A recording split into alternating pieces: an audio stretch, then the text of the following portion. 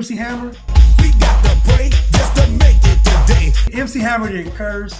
MC Hammer had songs about God. Like MC Hammer was like the model rapper, and they called him a sellout. I'm down with him because he's a brother and he's making his mail.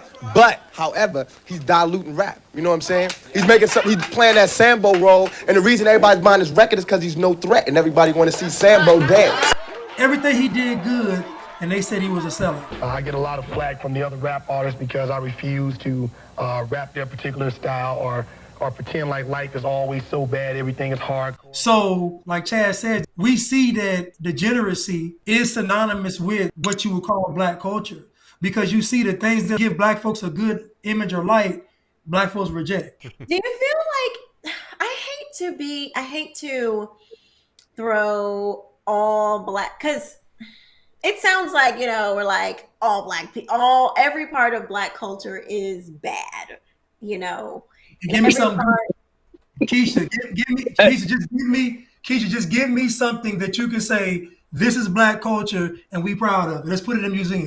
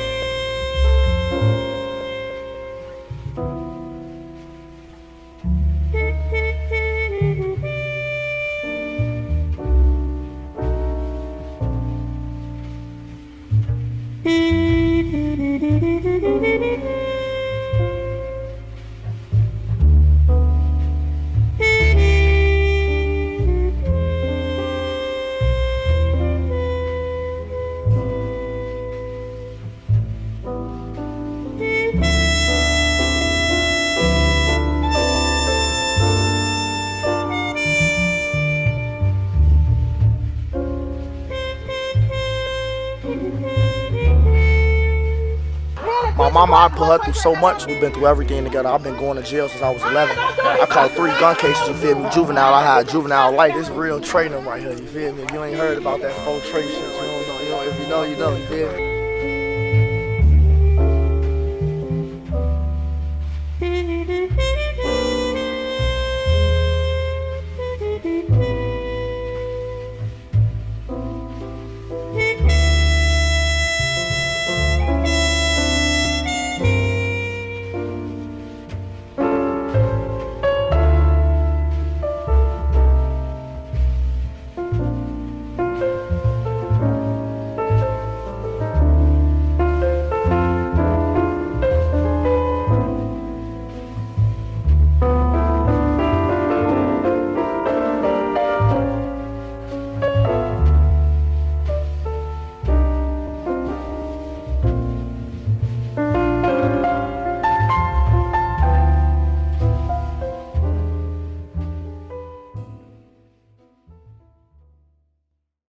Now you gave, you created properties and gave prominent roles to many black actors. We were looking at the nitty-gritty of black life. One of the experiences was watching black audiences being attracted to the tapings. They give to theater the way they give to preachers and churches, and They don't sit on their hands. they don't sit on their hands or their emotions, and they, well, that was the greatest experience. Hey everyone, and welcome to yet another live episode of Cutting Through the Culture. I, of course, am Chad O. Jackson. I have to my left here, Mr. Blanche Robinson. How are you today, sir? Doing well. How are you doing? Doing good. I have below me, Mr. Chuck Littleton. How are you today, sir? All right. What's up, man? And then we have the lovely Keisha King. How are you today, Miss Keisha? Hello, everyone. I am well. Thank you so much. Okay, so a little bit longer of an intro than typical, but I wanted to harken back to an episode from a few weeks ago where the question was, and Blanche put it out there, what are some of the things, the relics of quote-unquote black culture that we would take and put up in a museum as something to be proud of? And I don't think anybody can answer that question because there is none. If we're being intellectually honest with ourselves, there is nothing that we can take to or take from what we're told black culture is, because we're the definition that we're working with is a definition, again, that is overwhelmingly accepted by blacks as black culture, not only by blacks but by the larger society as black culture. And so it's not something that we came up with. It's a matter of, this is the kind of working definition that has been put out there. And, you know, me, those of us on this panel are supposed to somehow automatically resonate with it for no other reason than the fact that we have dark skin. And, you know, it's something that I, for one, reject. But I did want to get into the components or the tenets of what I believe black culture is and go through that with our panel here this evening. But before I do that, I wanted to pass it around and basically have everybody give their opinion on the montage we just watched. We'll start with you, Blanche. I think when that producer was talking, he hit the nail on the head. When they went through the tapings and they showed like what they were going to be showing black audiences got, you know, ecstatic, excited. They didn't hide their emotions. I think that a big component of blackness and being black is pride. And when I say pride, I don't mean proud of accomplishments. I don't mean proud of legacy. I don't mean pride in traditions. I mean pride in being black. And so if you notice, there's always almost a performance when it comes to being black. It's not just I'm walking through life unassuming, minding my, no, if you're black, it's almost you have to perform and act out blackness. And to me, the theatrics of blackness was given to black people by Hollywood. It was given through black people through entertainment. And so there's a saying, does art imitate life or does life imitate art? So I would say that the biggest component for black culture to me is pride. And it's really pride in oneself, pride in one's appearance, pride in how one looks to the world. Like it's just pride. And it's this thing where I have to make black look either the toughest, I have to make it look the strongest, I have to make it look the most beautiful, I have to make it look the most ratchet, I have to make it look the most like I have to make black be the extreme of all the existences on the planet. And so, but again, to me, all of it was given to black people by Hollywood and mainstream media. Yeah, I would agree with that. Go ahead, Chuck. Real quick before I get off into the clip, I just wanted to quickly issue correction on something that I said during the last show when I brought up Earl Browder. Yeah, I was correct when I spoke about Earl Browder and his policy of the outstretched hand. Just go back to the previous show to kind of get filled in here on what I'm talking about. When I spoke about Earl Browder being one of the charter members of the ACLU, I accidentally got Earl Browder confused with another American communist by the name of Harry Ward. I'm sorry, Harry Ward. Harry Ward was also a Methodist preacher, and he taught ethics at Union Theological Seminary, which, you know, came up a lot during our previous discussion when we were talking about James Cone. And too, Harry Ward was also involved in spreading communism in China prior to the revolution in 1949. So again, just wanted to issue that correction. It wasn't Earl Browder, it was Harry Ward. Anyway, to the clip.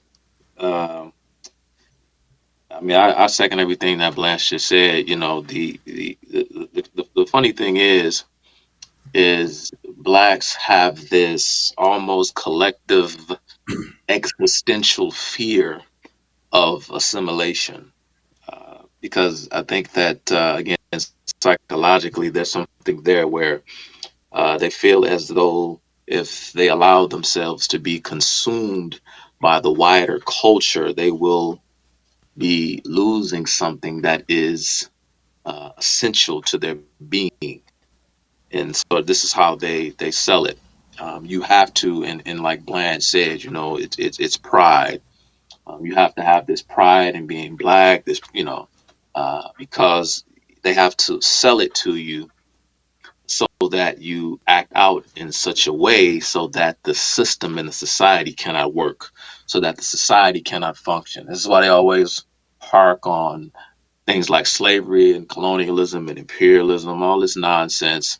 When you look at the facts objectively, when you look at the facts from a scholarly point of view, the countries that were, for example, once parts of the British Empire were once British colonies, these societies tended to fare a lot better once they gained their independence. Again, you have to assimilate into the wider culture if you expect to be, successful, you know, functional and healthy and everything else. And so you have to accept the culture. So again, things like decency, Chad has talked about this in the past. It's not about race, it's not about color, it's about, it's not about black and white. It's about decency and indecency. And unfortunately, black culture has become synonymous with decadence and indecency, because to act in a fashion that is quote unquote acceptable, well, then that begs the question. And they start to ask, well, what does it mean to be, or what is acceptable? Who determines? And since, you have this oppressor oppressed paradigm within we are working here, the dominant group in the society, i.e., whites, determine what is decent. And so you have to rebel against that because, you feel a sense of bitterness to the group of people that you think are, in fact, exploiting, controlling, and oppressing you. And so you must act out. That's the righteous thing to do. That's what one does if they want to stay true to their race, because you cannot allow for the society to function, not the society that built itself on the backs of your ancestors. How could you? Only a sellout would do such a thing. So, that's just a little bit of what I have to say, but I won't take up more time. Go ahead, Keisha. Very well said. Yeah, I think what Chuck said in the beginning, that Black people have a fear of assimilating. I think that is really, really spot on. And it's like there's this want to cling to what is perceived to be Black culture, for fear of, like, if you leave what has become Black culture, if you leave that behind, then somehow you aren't honoring, or you aren't being true to your Blackness. Like, you aren't really being Black. And I mean, just me personally, growing up, um, my mother did not tolerate bad English. She didn't. And when I would walk into a room, if there was like a majority of Black people and I start speaking, it was like, like the music would stop and it would be like, oh, who is this chick? And then of course I got the, she wants to be white, or, somehow I wasn't Black enough because my parents were like, no, you're going to speak proper English. And I mean, my mother she's just always been a stickler for that. Um, that video, that montage at the beginning, it breaks my heart. Like that, it's not even about them being Black. It's the fact that human beings behave that way. That one guy, that young boy, he's a young boy, took off his shirt to beat that girl. Um, you know, the, just the, it's just horrifying. Like, and when you play the Tupac clip of him literally saying, "Oh, it's not okay to be." It makes me want to cry. Like I really feel like I'm not gonna cry, but it really breaks my heart that it's not okay to be decent. That's literally what Tupac was saying. It's not okay to be decent. You're not keeping it real if you're not being disgusting. Basically, you're not. You have to be a utterly decadent, disgusting human being. Otherwise, you're not being Black. And why does it? I don't understand why it doesn't click to people to say, well, why do we have to be disgusting? Why is that the measure to be Black? And y'all know me as played in the little clip. I try to be nuanced. I try to be like, um, open minded, because if you go to the average black person, they don't agree with that, but they won't say anything about it. They won't make enough noise about it to say, no, this is not going to happen. No, we don't want this. They're still going to, look at the World Star Hip Hop or whatever channels, whatever. They're still going to let their children participate in these types of behavior. They may not agree with it, but it's not enough to just not agree with it, because your silence is being complicit. And so um, it's heartbreaking. It is heartbreaking. And it's not because they're black. It's because that they are made in the image of God. And this is what they're doing. Yeah. It's really sad. Yeah. Shout out to Jahan for the super chat. Shout out to also L Walk. He says, here's to a great show. So thank you for that super chat.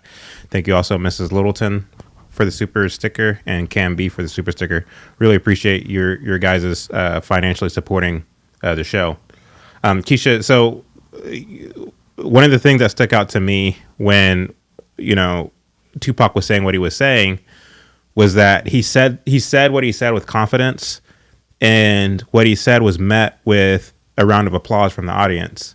And so on the one hand, I hear you in that a lot of black people would disagree with the kind of degenerate lifestyle that is displayed in black culture. However, you do see this kind of overly exaggerated jubilance and applause anytime something like that is said in a public setting.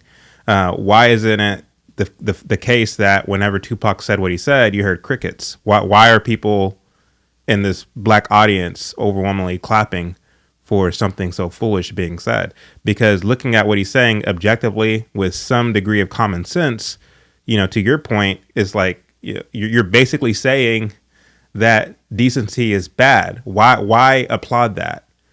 So what's going on in these people's minds whenever they hear? Is it just that they're in the presence of Tupac? Like, what do you think is the psychology of what would lead one to clap for something like that being said? So as far as like when people are in a studio, a lot of times, especially back then, I think they would target those they would target certain people to be on the show. I mean, they still do that today in mainstream media. They're like, oh, we're looking for guests to sit in the audience to, Tupac's going to be here, or this person's going to be there. So they are picking people who they believe who will agree. So I think that's part of it.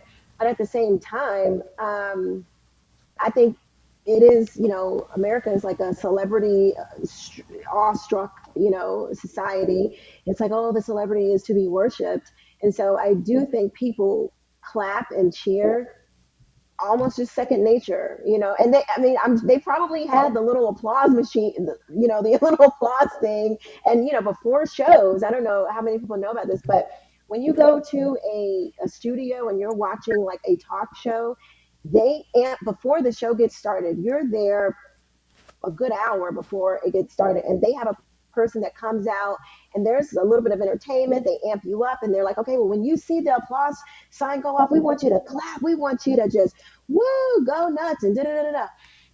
And then they'll have prompts. So I don't like TV. For me, it's hard to judge because I don't take it's not real. It's not. I don't necessarily know if that's people's real reactions. They were already primed when they saw that applause sign go up. They're going to clap, and some of them probably were clapping out of just not even really listening to what was being said, but just out of because they saw the sign, which is like trained seals or something. Yeah. Which doesn't make it any better. Right. But I still do think that a lot of people, even if you just had regular people on the street, they would still be like, yeah, you gotta be, your music isn't, we hear people say this all the time. Your music is not real rap. If you haven't lived the life that you say you're rapping about. You know, you have to had to go into jail, you have to be a thug, you have to be just totally, you know, um, degrading to society in order for your rap to mean something, you know, for it to be legitimate. And so either way, whether they're in a studio or not, that has definitely become the way Black culture, as far as music is concerned, as far as television, um, that's the way it's portrayed. Yeah. Thank you. Okay. Thank you, Sneakerhead, for the super chat, as well as Angel Wings, our esteemed moderator. Thank you also for the super chat as well. Go ahead, Chuck. Yeah. Sorry, Chad. I know you had directed that question at Keisha specifically, but if you don't mind, I'd Yeah, like go ahead. to provide, you know, my answer to that question. It reminds me of something that two radical left-wing intellectuals once said about black criminality. That is Jean-Paul Sartre and Jean Genet. Again, Jean Genet famously came to the States in 1970 to help garner public support for the acquittal of Bobby Seale and Erica Huggins, who were indicted for on conspiracy to commit murder of a fellow Black Panther comrade in Connecticut, a man by the name of Alex Rackley. Jean Genet and Jean-Paul Sartre referred to black criminals as, quote, primitive revolutionaries. You see, this is the way they see criminals. This is the way they see criminality. Again, particularly black criminality. They see the criminal as the true revolutionary, and their acts of crime are but mere feeble attempts at sort of carrying out their righteous indignation, their need for revolution. Again, it's not that it's not their actions, it's the society, right? If we fix the society, fix this exploitative, evil, wicked, capitalist society, then there would be no criminals. You fix society, you fix the criminal. To blame black culture, to blame their obsession and their the celebratory attitude that they have towards degeneracy, dysfunction, street culture, prison culture, gang culture. To blame them is to blame the victim. Again, even folks who are not a part of that subculture, who are not living that life, and they may have friends, they may have family, they may know. I mean, again, I've been around things, I've seen things. I know guys like, nah, that's still in the game. You know what I'm saying? We sympathize with that. We want to, try and have an understanding of their plight, their situation, where they go to and go through and whatnot. And again, this is why the Black Panther Party, I mentioned them moments ago.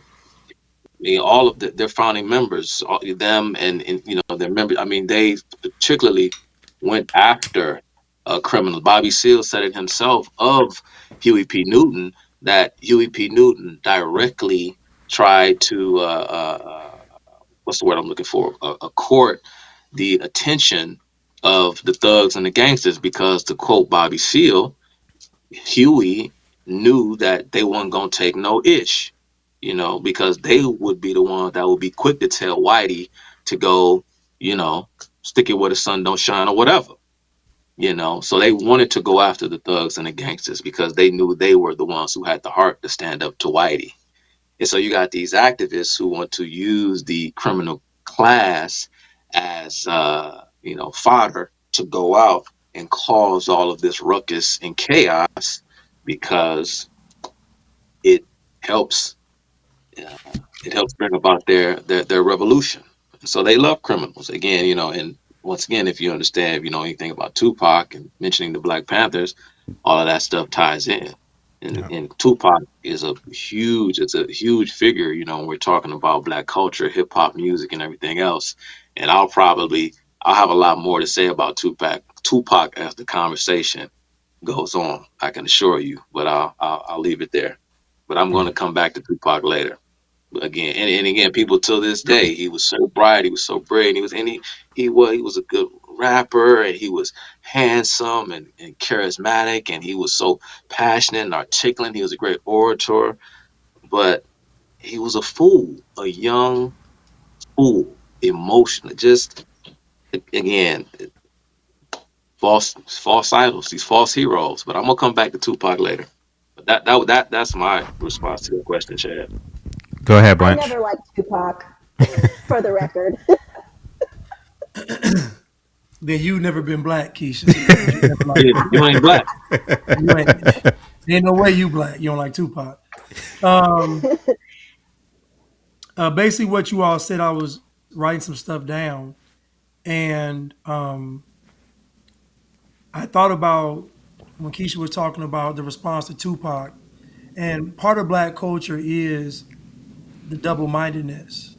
Black people, now black culture tends to like the person that says something that's good on Monday and then indulges in decadence on Tuesday and then goes back to say something good. So you almost get a pass in black culture if you spit some truth or facts or wisdom every now and then. It kind of condones um, your behavior.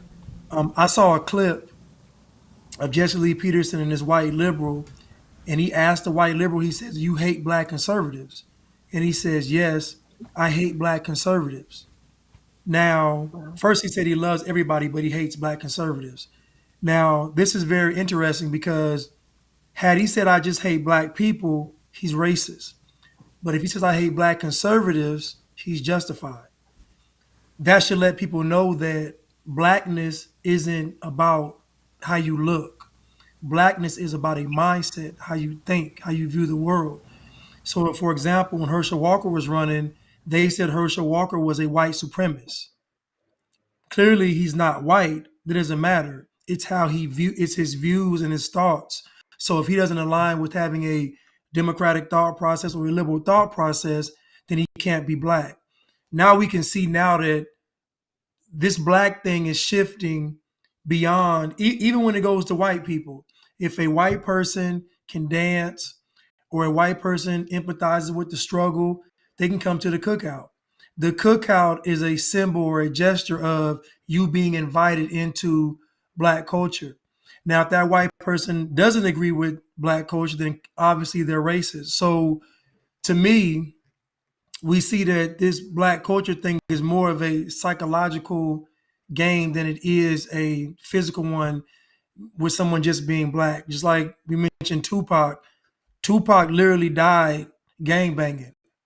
Like we can say he's all these things, but he literally died beat fighting a crip for some bloods. Like so again, but he's heralded as a god in hip hop. He's like if you ever see those paintings at the flea market, the swap meet, they'll have all the black figures. If you look at that painting, they got Nelson Mandela, Tupac, Biggie.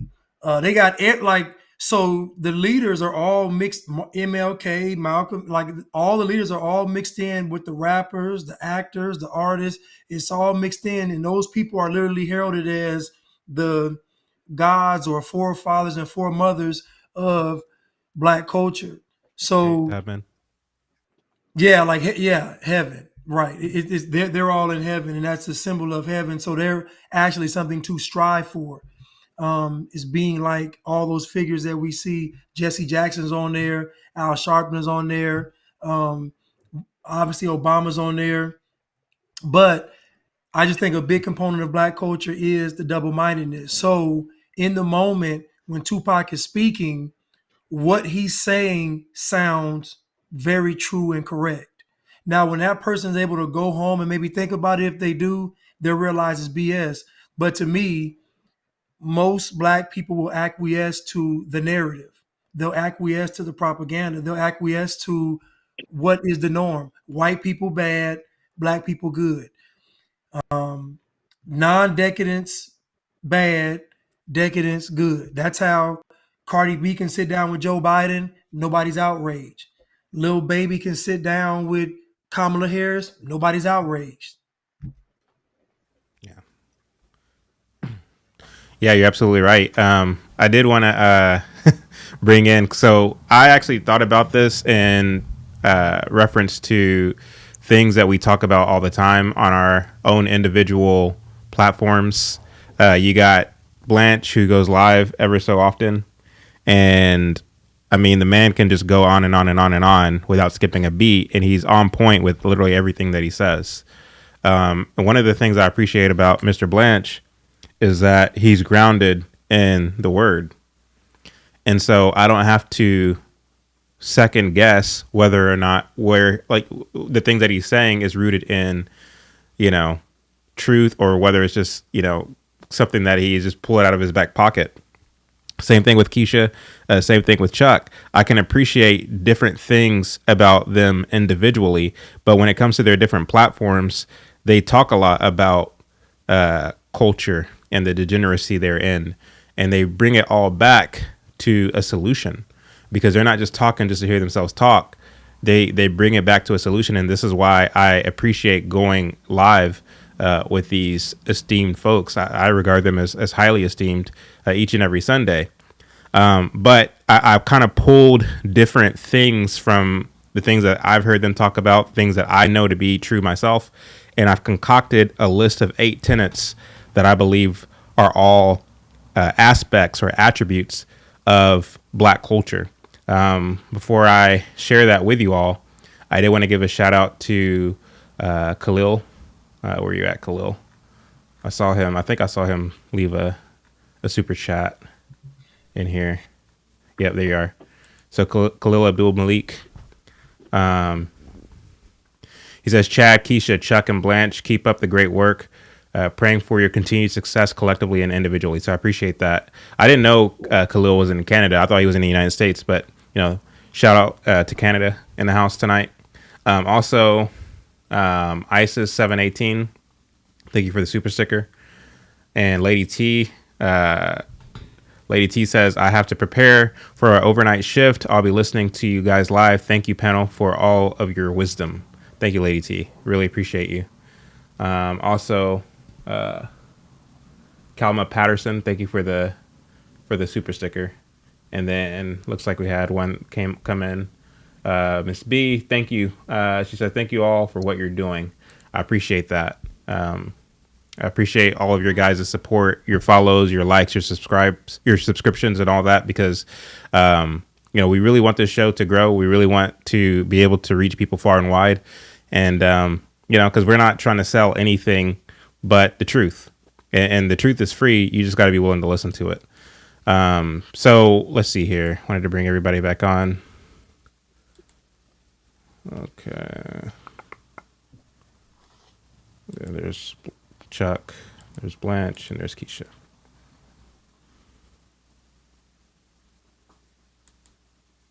There you are, Keisha. Okay, so this is the list that I concocted of 8 tenets of Black culture. Or I'm sorry, it says 7 tenets, but it really is 8. It says, so number 1, I think that Black culture is built upon revisionist history and false narratives. And I wanted to play an example of that. So for each tenet, I'm going to give a different example. Don't mind that 7 up there. I had 7 at first, but then I added an 8th. So here's clip number 1 that corroborates what I'm saying here. Oh my God, Thomas Sowell. Oh my God. I'm so tired of hearing. I'm so tired. Thomas Sowell, all this conservative Black people shit is the same argument. If Black people just got their act together, there wouldn't be any more racism. We would have all the things we need. And that's not true. And that's been so clear historically. First and foremost, Black people built communities in the image of Americana, in the image of capitalism. Black people built communities where they had shops and they had banks and they had all the things. They had all the things they're supposed to have, pick themselves up from their bootstraps. Historically, for over a century in all across America. And what happened? White terrorism burned that shit down every time. Every time. We're not going to LLC ourselves to liberation. So tenet number one is that black culture is built upon revisionist history. Chuck, your response. I'm laughing at Blash's face. Oh my goodness.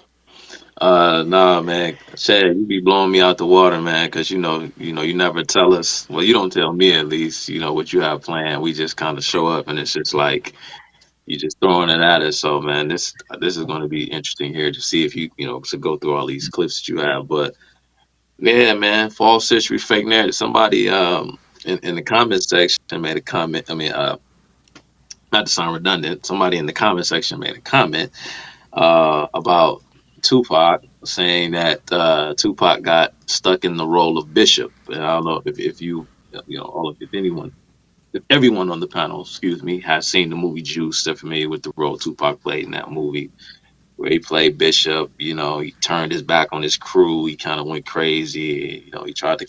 Anyway, so we've all seen Juice, right? And I'm not saying that stimulating students doesn't know this and doesn't understand this. He probably, or I don't even know if it's a she, but they probably do. It's a But he. it speaks. Okay, he probably understands this. So stimulate students. I'm not trying to come for you or start an argument with you or anything like that. You're normally on point with everything you say. But sort of like Chad, going back a few shows ago when we talked about rap music, we talked about hip hop, for example. Folks say, well, there was a time when, right, it was like this. There was a time when it wasn't so bad. There was a time when. And it's just like, no, there was never a time. I mean, and the reason why I just pulled from that example, because I just peeked over and saw it in the live chat about Tupac, is that Tupac didn't get trapped in the role of bishop. Tupac Shakur was a member of the infamous Shakur clan. And, if you know anything about the Shakur clan, well, then, I don't need to go in any further. But, again, that guy, talking about Tom Sowell or Sowell, how he said his, said his name, and say, I'm so sick and tired of him, and, pull yourself up out of bootstraps and this and that. And notice how he says, we did the thing, right? We did it your way, and you burned it down, you pulled it down. White terrorism is what did it. We created our communities by using capitalism, right? There's that word again. I mean, what is he implying? So what is he saying? He's saying, well, if we build our communities the capitalist way and you still burn them down, well, then I don't know. What is he implying? Should we not try and do it the capitalist way? I mean, what exactly is he talking about? Again, it all centers back or comes right back around full circle, where it's an attack on our free market system. But again, man, I totally agree. False narratives, fake history. We don't know the history of Tupac, the Black Panther Party, the Black Liberation Army, and these factions. It's always, well, I can hear people now with Blanche saying what he said about, Tupac Shakur being killed in retaliation for his assault on Orlando Anderson. I hear people, I got this book right here, and it's funny because I had it prepared because something told me I would need it. Something told me that it would come up. And this is just one of many books that I have here. It's called The Covert War. Let me try to get it in the camera. The Covert War against Rock. The Covert War against Rock. What you don't know about the deaths of Jim Morrison, Tupac Shakur, Michael Hutchins, Brian Jones, Jimi Hendrix, Phil Oakes, Bob Marley, Peter Tosh, John Lennon, and the Notorious B.I.G. And so, folks out there believe that, well, Tupac was the victim of a government conspiracy. He was assassinated, because, Orlando Anderson, he was patsy. He wasn't really a crip. He was just, this and that, put in the right place at the right time because, the FBI wanted wanted to assassinate Tupac and so on and so forth. And so these are the kinds of narratives and stories that a lot of black folks run with, because they have to always be the victim in some way, shape, form, or fashion. And the people that they idolize, uh, have to they have to be victims. So I know I'm rambling on, but I'll pass it off. But I agree with that team You're completely. never rambling on. You're completely on point. Chuck or Keisha, or I'm sorry, Blanche or Keisha. Do any of you care to respond to either what Chuck said or the tenet itself? Black history, or I'm sorry, black culture is Uh, built upon revisionist history and false narratives. I think that is so true because not to bring up Thomas Sowell, but bringing up Thomas Sowell, he wrote the book called Black Liberal, or what is it? Black Rednecks and White Liberals, which talks about how the language of Black people, American Blacks, came from backwoods, uneducated thugs in Britain. It came from those people. So we have taken on this, the way, that lingo, the way they speak, or the way that they spoke back then, thinking that that was somehow Black culture. And and it's funny because it comes from white people. I think that's hilarious. And you have to think, like, this had to be, it had to come from somewhere else because they weren't speaking English back then. So or they didn't have, they were learning it from these backwoods folks. And it's funny that that guy wants to down Thomas Sowell, but he actually wrote the book that it is a false narrative. He actually wrote the book and goes through in details, like, where the regions that they came from, how they were backwoods, poverty stricken, no real culture, no culture that uplifted people. They didn't come from that. They came from cultures that were just decadent and just full of debauchery. And we picked it on up and said, okay, well, this is Black culture now. And so, yeah, it is built on a false narrative. But it doesn't. The thing that irritates me the most is that people don't stop and think, well, why would I want to be associated with this negativity? Why would you want to be associated with something that says, if I am not thugging it out, if I'm not low down and dirty and treating my neighbor and treating my community, utterly disgusting, that I'm not really being Black? That should make you want to reject it, not lean into it. Like, it's like, well, let me be even more. I mean, you have people, y'all know the rapper, oh gosh, what is his name?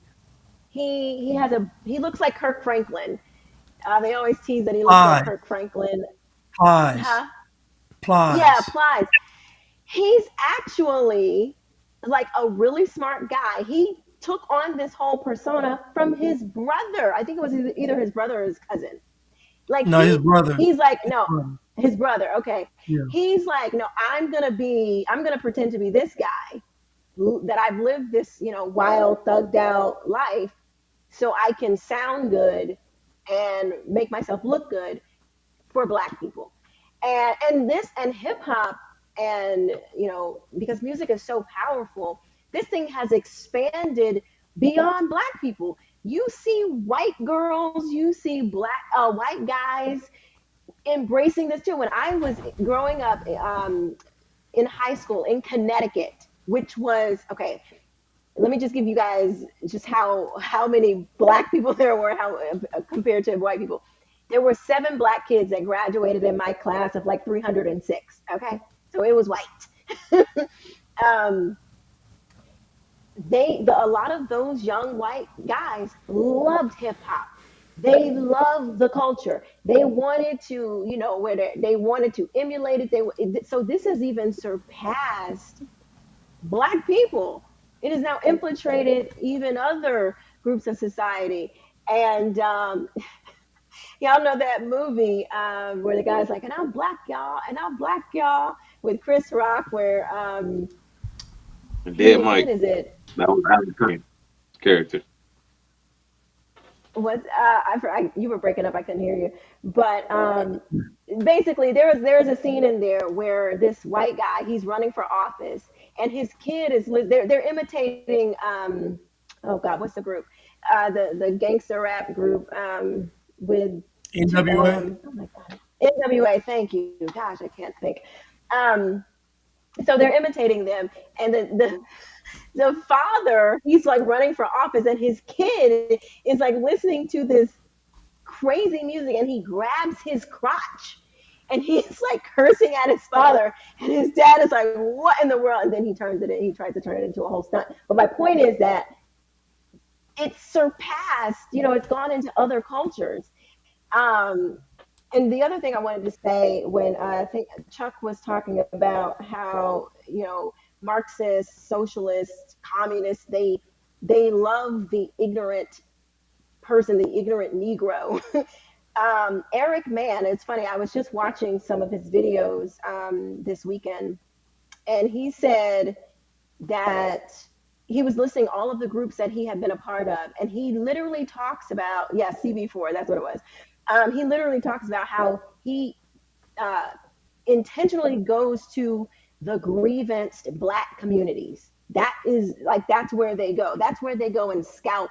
That's where they go and recruit. So this is not just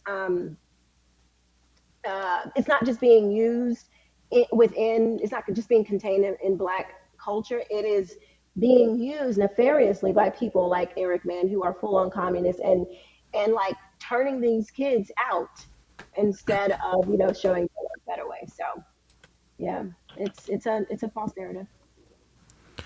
Blanche, your response before we move on to the next tenant? Yes, the guy in the video, he said that Black people did it the right way through capitalism for 100 years. And then all of a sudden, white people came and destroyed it.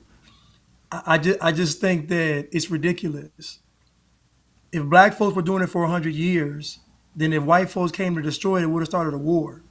Like it would have been some kind of battle. It would have. You don't have something for 100 years and then somebody just comes and takes it, and one day you just go live on happily ever after. That's not how that works. I think that the history has been so falsely told, to where it's so many different versions that are inaccurate, to where at this point anything goes. They'll tell you that white people went into Africa, that Black folks were in a village just chilling and singing and having a good time, and white folks came in there and snatched them up and took them to the ship. They'll tell you that Black people had communities for 100 years, and then white folks came and just took it over. I guess this this stuff only works if Black people are a victim at every single turn. If you show Black people in any kind of light as being on their own and not having to deal with white people, then that somehow gets destroyed by some invisible white force. But I agree 100% that it is a false narrative. Even the guy in the video, this guy said he hates Thomas Sowell but can't pronounce his name.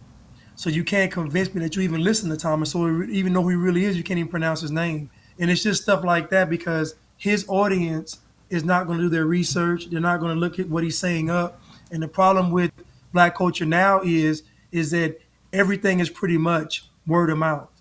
If somebody says it, it's true. If somebody says it's racism, I just saw E40 said that he was thrown out of the Golden One Arena in Sacramento because of racism. All the witnesses said he was cussing people but anyway, but the fact that he said it was racism automatically lends him credibility with the Black community. We will have to investigate. And so, yeah, I agree with false narratives and false takes on history. Yeah. Okay, so my second tenet that I have here, let's see here. Yeah, and I don't even need to add anything to that, because I think the panel did a phenomenal job just breaking that down.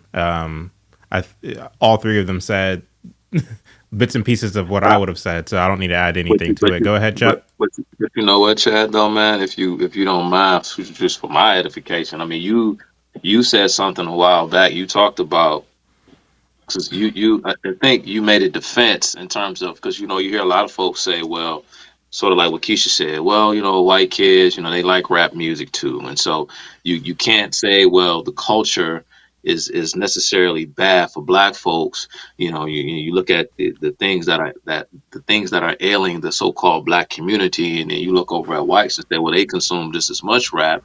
Why are they not being affected by it? Something is off here, right? That's sort of like something a detractor, a criticism that they would levy at what we're saying here. And I remember, Chad, you said something once upon a time about, I don't know if you remember what it was, your response, but it was something to the effect of like something about the youth and their attachment or their longing for some sort of sense of rebellion, and how black culture like represents this rebellious attitude and this rebellious spirit. And anyway, man, I don't know if you remember, or if you can recall like what you said or what you felt in the moment when you made that point, but I thought it was a great point you made. I don't even remember where you said it or what platform you were on, but I just thought it was brilliant, because you hear a lot of people say that. I can hear the detractors now. Well, white folks like rap music too, so why are we making this a black thing? Well, why? I guess I'm asking you, Chad. I'm asking you to step up to the plate and answer for me. If somebody were to say, why is this a black thing when white folks like they consume just as much hip hop culture as blacks do, what would you say to that? No, I mean, I would agree. And I do remember the statement that I made. I guess I would make a slight revision to the statement, because I think I attributed this longing to be a kind of revolutionary, a rebel, to just being a youth and wanting to basically set yourself against everything. I wouldn't attribute it as much to youth as much as I would to Satan, really. and what I mean by that is Satan literally rebelled against God. And he's trying to set that same spirit of rebellion against all those whom he seeks to kill, steal, and destroy. And so I do encourage people to go back to Genesis, to go back to the Old Testament and read about God's dealings with the Israelite people, with with his people, with his tribe, and just look at what God required of the older generation as it relates to the younger generation, in terms of setting them on the right path, in terms of writing these things on your doorposts and teaching them to your children and speaking them daily. Like God placed an emphasis on perpetuating godly culture well into the future, from generation to generation to generation. And you see it also in the New Testament, where you see verses that talk about older women. Take these younger women under your wing and teach them what it's like to be a modest woman, to be a virtuous woman. You see the same thing, the same challenge being placed upon older men with regard to younger men. And so this relationship between parent and child is a sacred one that must be sustained, that must be protected. And the only way that the only way that the older generation can step up to that challenge, fulfill that task, is if they equip themselves with the full armor of God. That's the only way. That is the only way. And God knows that even though we're tasked with such a challenge, we will fall short. Even the most religious among us will fall short. And this is why we must be born again. Because although I can quote scriptures to my children, although I can discipline them, although I can punish them whenever they act up or misbehave or disrespect or whatever, although I can do all those things, we're a part of a church, we're active in our church and all the things, even though I can do all those things right, I'm still going to fall short. And this is why my children's salvation is not predicated primarily on what mom and dad does, but rather what the Holy Spirit does. They must die, my children, to themselves. They must die to me and to their mother, and basically choose to be born again. They must be born of of fire. They must be born of, of spirit and of truth, and choose to walk humbly with God, and basically, die to the natural birth and to die to the natural lessons that my wife and I taught them in their upbringing. And so, if we punt that responsibility as parents, as the older generation, then that leaves them vulnerable. That leaves them susceptible to the enemy who comes to steal, kill, and destroy. And you better believe that that's exactly what will take place when you see the fact that, yes, white kids listen to just as much hip hop as black kids, probably even more so. When you look at that fact, the question becomes, well, why is it that you see more violent crime amongst black youth? You see a lot of them becoming drug dealers, becoming gangbangers, such and so forth. Why is that? Why is there such a disconnect in terms of the fact that black kids are kind of acting on what they hear from the music, and you don't see that happening as much among white youth?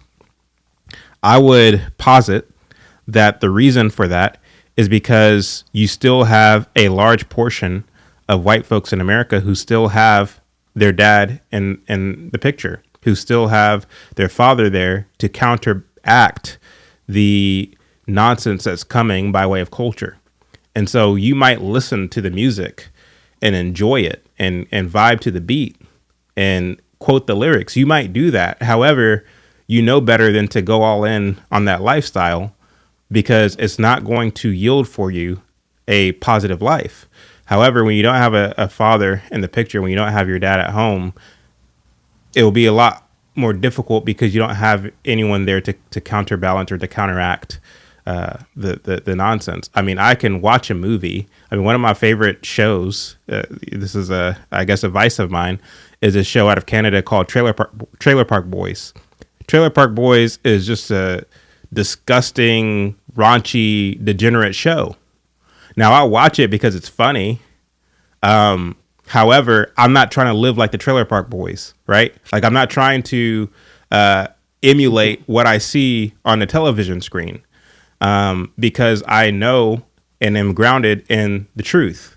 The same thing with, music, whatever I listen to. I'm not just sitting up here listening. I mean, I'm not going to lie. I'm not just sitting up here listening to gospel music every day. I'm not.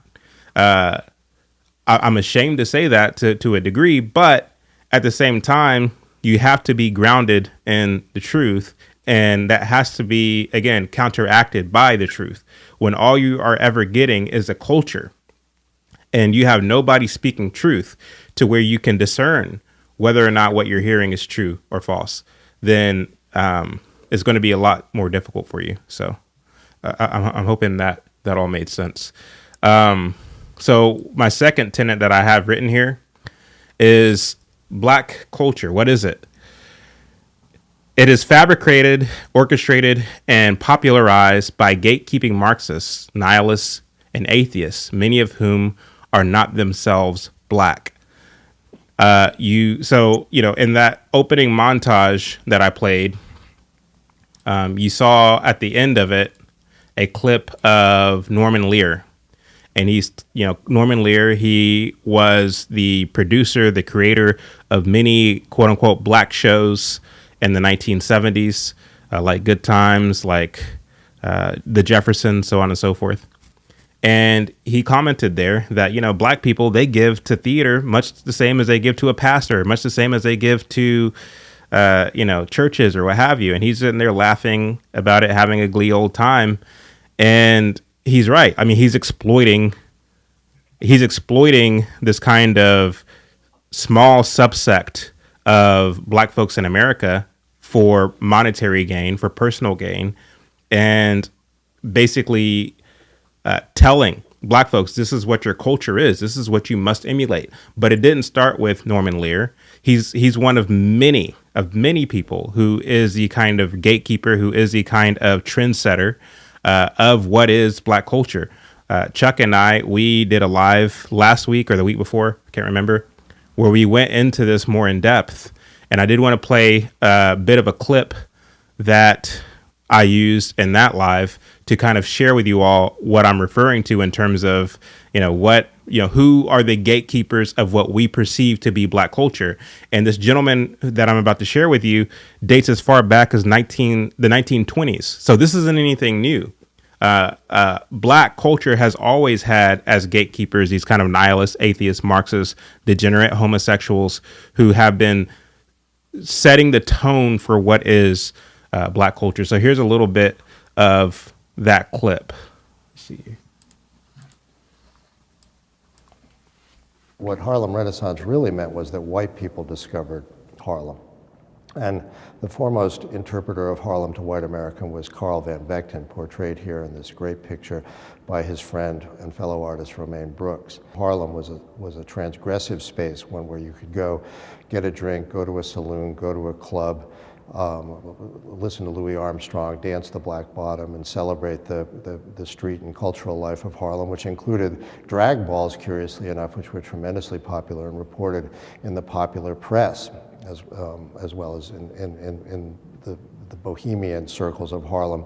But there's something a little bit odd, something even a little bit off-putting about this discovery of Harlem by white Americans, by white intellectuals like Van Vechten. And you can see it in this painting by Brooks, where Van Vechten went north, in a sense, because he was escaping from the button-down life of lower Manhattan to what he saw and what he interpreted as the more natural, primitive, sexually permissive society of Harlem. And this is the beginning of a kind of romantic racism in which blacks were seen as more natural, they were seen as more primitive, more earthy, and yes, more sexual. And in this painting by Brooks, and it was a gesture of friendship when she presented it to him, and I actually wonder how the friendship survived, because if you notice, if you look into the background, the icy white figure of Van Vechten with his white suit and his Nordic pallor, his white hair, but coated into the background are the heads of 5 young black men against this grid work which exists in this strange suspension of space, seeming to come out of the seat in which Van Vechten is sitting. And what I want to suggest is the way in which that grid work is not simply a skyscraper, it's not a cityscape, but it exemplifies in Brooks's painting the kind of iron cages of race, the division between white and black, and to an extent the role of Van Vechten as an exploiter of black American. And a very off-putting touch to me is in his right hand you see the opera glasses, connoting his position as a voyeur, a position who is in a sense exploiting the people that in many ways he celebrated. This painting was given to Van Vechten by Brooks as a gesture of friendship, and I find it actually hard to believe that their friendship would survive a painting which is in many ways so wicked about the divided legacy of Carl Van Vechten. On the one hand, his great cultural achievements in bringing forward the work of many African American artists and writers, but also the element of exploitation as he went north to colonize a world that was unknown to white America. So you saw Carl Van Vechten there. You guys can look him up. I actually have a book of correspondence between Carl Van Vechten and Langston Hughes because they were pen pals, they were good friends, and they were also sex partners, even though Carl Van Vechten was married. Langston Hughes was a homosexual. He kept his homosexuality private, but him and Van Vechten did have a love affair. And Langston Hughes played the role of kind of second assistant to the pimp that was Carl Van Vechten, in that it was Langston Hughes who would bring black artists to Carl Van Vechten for Carl Van Vechten to then, and on the one hand, exploit, but then on the second hand, give access to, producers, directors, gatekeepers of the arts in order to put these black artists on. And so these black artists got their play, but their rite of passage was to go through the gate of people like Carl Van Vechten, people like, do I still have it up here? Yeah, here it is.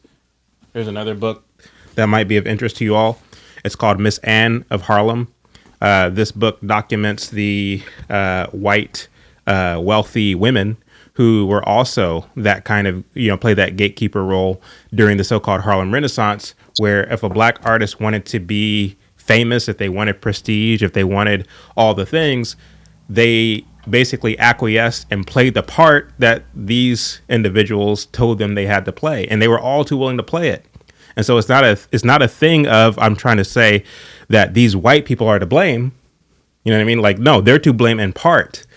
The artists take just as much responsibility and blame as far as I'm concerned, because you could have kept your dignity. You could have kept your honor and your prestige and chose not to acquiesce, chose not to play the role and to masquerade this thing as blackness. You could have chose not to do that, but you chose instead to give in. And so you're just as much to blame as these gatekeepers are. But Blanche, I wanted to have you respond to that, and then I'll pass it on to Keisha. I think that painting is quite telling, but I would argue, I'd venture to say that if their friendship survived after that painting, then the painting wasn't offensive to him, meaning they were both on the same page. Like, I don't think that that painting meant that she was calling him an exploiter. I think she was in agreement with what was going on. I mean, you just said these artists, these entertainers, these people, even today, there's a system in place in Hollywood that's filled with gatekeepers. You know, we know who runs Hollywood, we know all these things, but these artists have a decision to make. They can say, I can choose to go the honorable route. I don't have to go through the machine. I can go by myself and be an independent artist and all that. But these artists get exposed with their intent when they deal with these people, because the people are telling you to sell your soul to do this. And so, yeah, we can say it's Jewish people or white people that control this stuff and are doing it. But at the same time, you still took the deal. You still wanted your name in lights. You still wanted to be seen. You still wanted to be heard. You still wanted to be admired and worshiped. So I don't really fault white folks at all, to me, because it's not anybody's job to police your morality. It's not anybody's job to police your character. That's your job. So the devil has traps everywhere. It's your job to not only not stumble into the traps, but also to not want what's in the trap. And I think a lot of times these black artists, they want what the world has to offer, and they're not honest about that. So the Harlem Renaissance, you mentioned the word, or the guy mentioned the word that he colonized it. He didn't colonize Harlem. He exploited Harlem for what Harlem was. Because there's no way that white guy could have went amongst all those black intellectuals, all those black geniuses and scholars and all this, and then be able to set up a gate. How is that even possible? It's possible because the folks he did it to were already compromised. So I don't put the onus on anybody else but the individual. So it's not the world's job to accommodate for the righteous. It is the righteous person's job to not acquiesce to the world. Well said. Go ahead, Keisha. Um, so I had never heard of drag balls, so I just looked it up, Pause. and this is Paul. American. Go Huh? ahead, Keisha. Go ahead. I'm sorry. This is americanhistory.si.edu, and it says what were once known as masquerade and civic balls were dubbed, quote, FAGGOTS balls, end quote, by the general public after it became well known that these spectacles were frequented by gay, lesbian, and transgender people. Wow. This was in Harlem back then. Okay. So how you doing? um, that's on one hand, I'm really not surprised because the entertainment industry, to me, it is Satan's playground. That is where I mean, you see it if you've ever been around the music, and me personally, my experiences is more in the music industry, but sometimes, I did come into contact with Hollywood and stuff like that. It's like the stuff that is even talked about is not even close to what is actually going on. There are young girls. I mean, it happens to boys too, but a lot of girls, young, they are literally preyed on. They are sexually exploited. It is disgusting. They are promised, all of these, getting put on and all of this stuff. And Blanche is right. You make the decision. I mean, that happened to me. I was approached, and the enemy is so crafty. I was walked into a room and into a production studio with, I had been wanting to work with this producer. He was like the biggest producer at the time. Everybody wanted to work with him. Someone was literally walking me into the room. Think about that. Like, how crazy. Everybody wants to work with this guy. And I am literally being escorted in. And the guy who, if I told you whose manager it was, you would know. And if I told you who the producer was, if you're aware of music, you would know. And he literally says, we have to be effing. He said the word. And I said, I'm like, excuse me? He was like, we got to be in a relationship. And I was like, I don't work like that. I left. I've never seen this guy again. I don't even remember his name, honestly. I couldn't even pick him. If you saw him walking down the street, I couldn't even tell you if it was him. But those type of situations happen every day. I know for a fact that was I will give you all of these things if you will just bow down and worship me. That was that moment. So we all have moments like that. But the music industry, the entertainment industry is where you see this stuff happen the most. One of the people that come to mind right now is Lil Nas X. I have said this months ago. That little boy, the things that are happening to him behind the scenes, I wouldn't wish on my worst enemy. I don't know him. But I know how it works. And there is no way he went from what he was when he first came out. That transaction had to happen because it always does. I don't believe that there is any person in the music industry or in Hollywood that did not have to get on their knees, so to speak, well, literally, and sell their soul in some type of way. The only way that doesn't happen is if you are totally independent. Um, this is what happens, and they are choosing fame, fortune, uh, all of all the riches of the world for, and they feel like their soul is worth it. And it's very, very sad because a lot of these people are really young and they don't understand what's on the other side of that.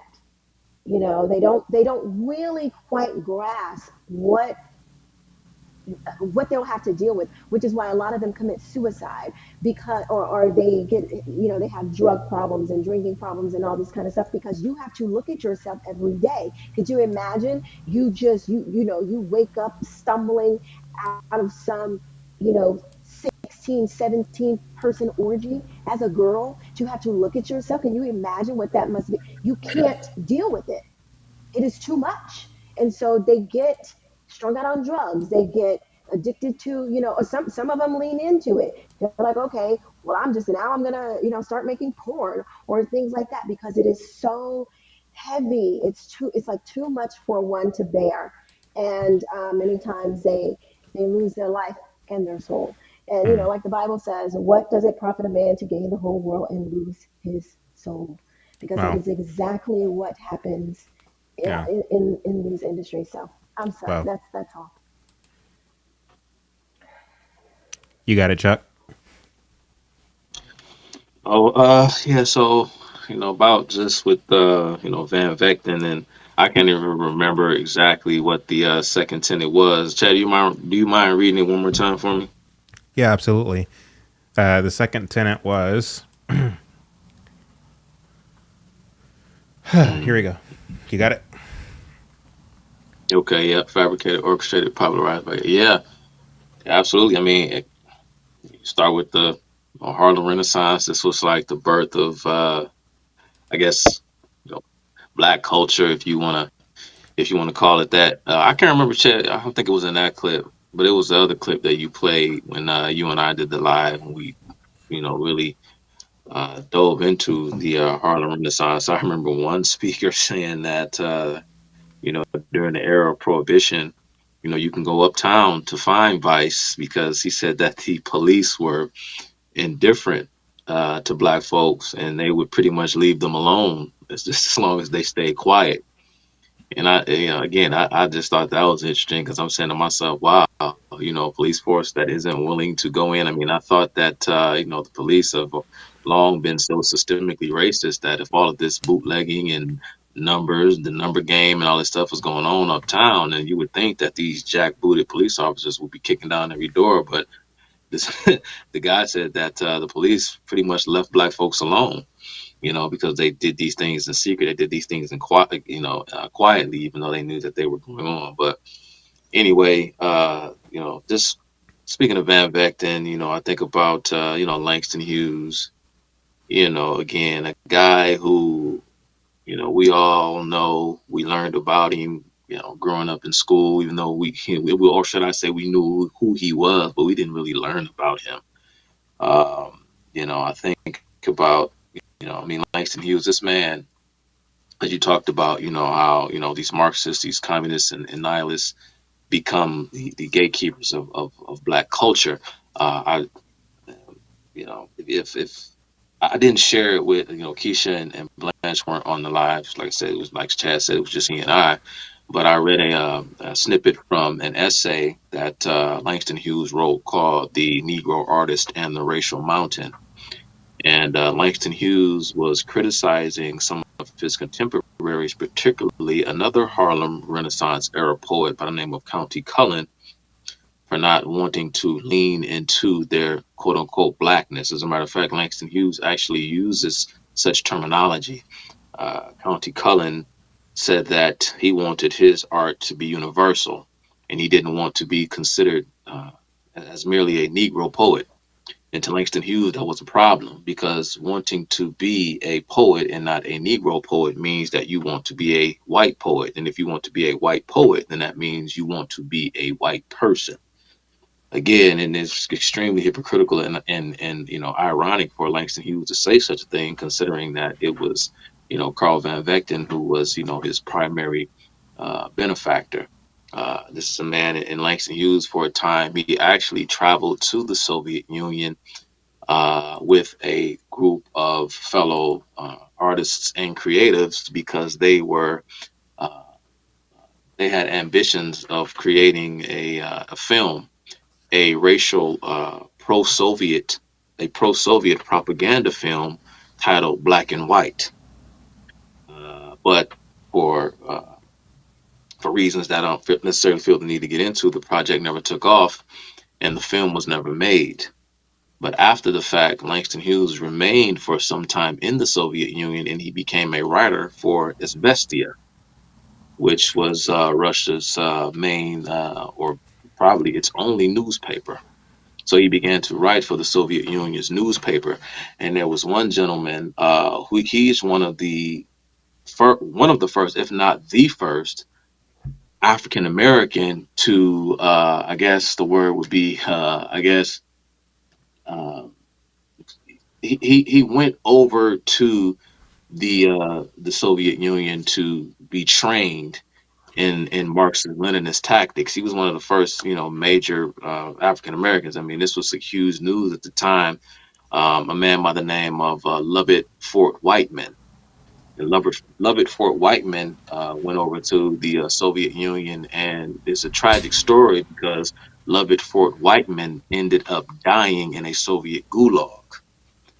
He was worked to death. He was starved to death and worked to death, and he died.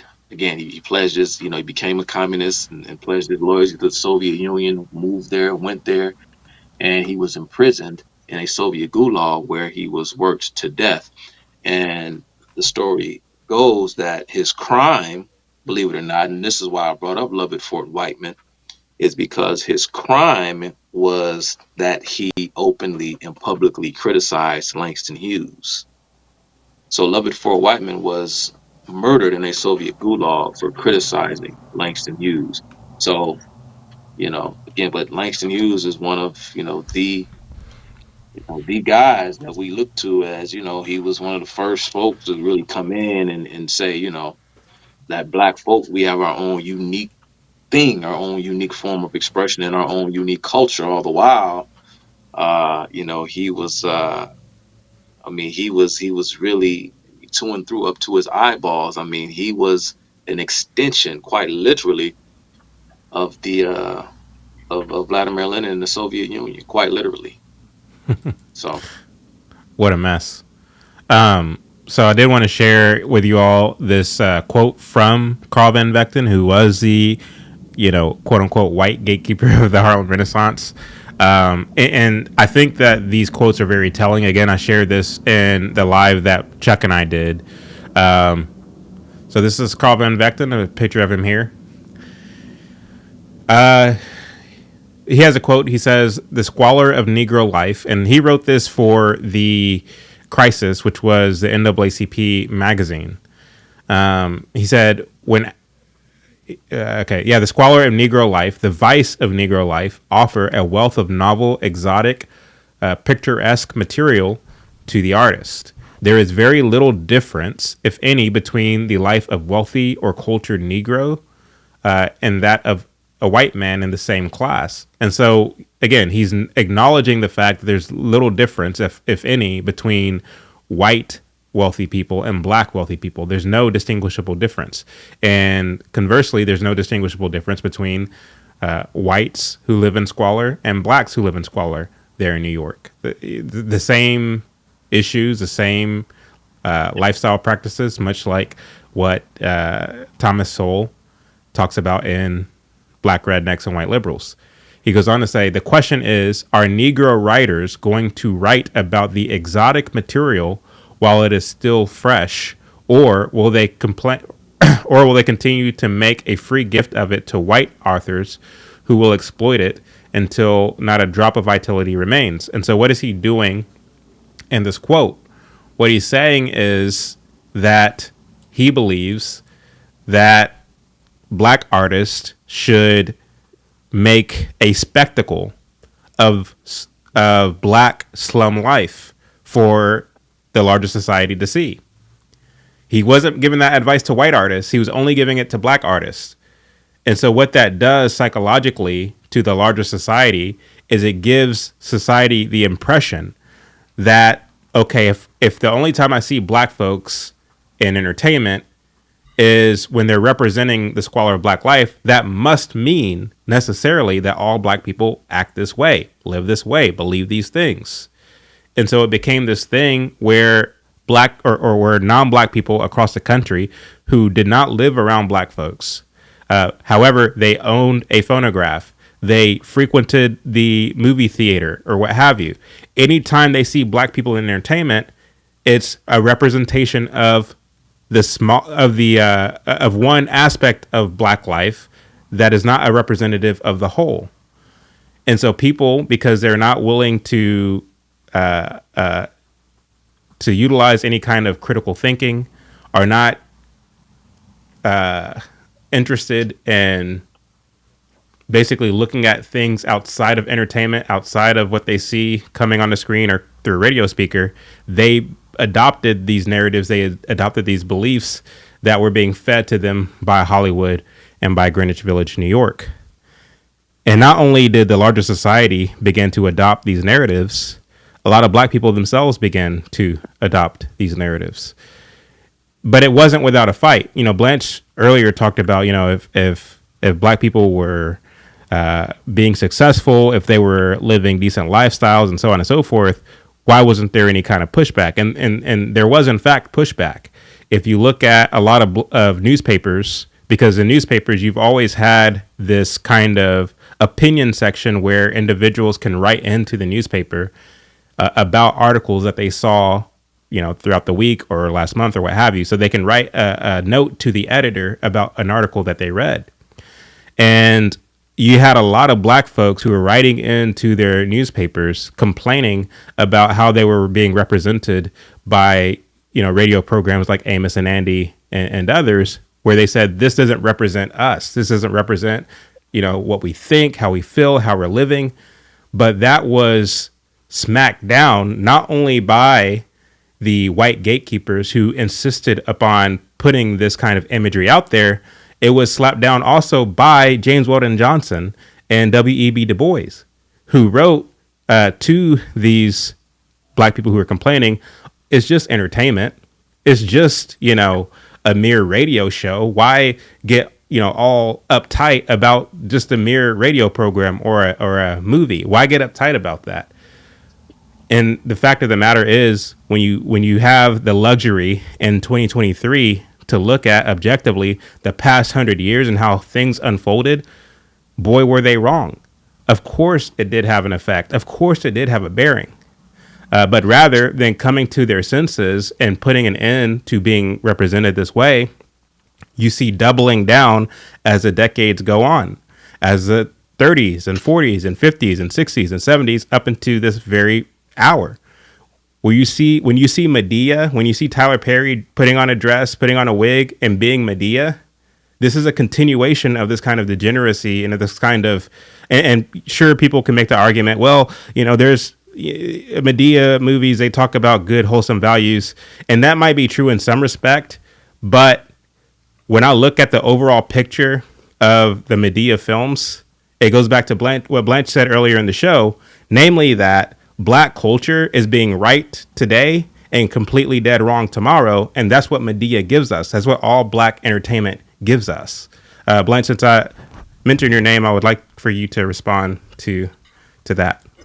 Oh, yes. When I was talking about earlier, I was just saying that didn't happen, that white people just came in and destroyed all the black businesses. That didn't happen. I was just saying that black people chose a different route. They chose integration. So they didn't choose the route of being, I guess, independent. A lot of people sold their lands, their homes. It's a whole thing with that. But like with Tyler Perry, for example, like you say, what's the overall message? All last year, I watched Amos and Andy. I watched it every night. I just fell in love with the shows, and I was trying to see, is this image of black people bad? And to me, it's only bad if you believe the characters they're playing is true. If you don't believe it's true, then it's just entertainment. But if you believe in your mind that black people are lazy and conniving and slow, then it becomes offensive. And this is why I asked earlier, does art imitate life, or does life imitate art? Black folks complained a lot about Amos and Andy, but if you think about it, when Amos and Andy went away, what was it replaced with? Like, what was the alternative to Amos and Andy? What do we have? What do we have today? Right now, Amos and Andy, like it's a show made for children compared to what we have now. So That's right. I think the problem is that the psychology behind this is, how do you actually view being black? And if you think about it, if we really take a hard look at it, we don't have a favorable view of black. How do we know this? Because we spend so much energy and time trying to prove what black is. If black is like Asian people, or Chinese, or whatever race of people, they don't run around saying, I'm this, I'm this, I'm this, I'm this, I'm this. No other group does this. Black people are constantly trying to make black this great thing. And I'm like, it's almost impossible because you don't really control it.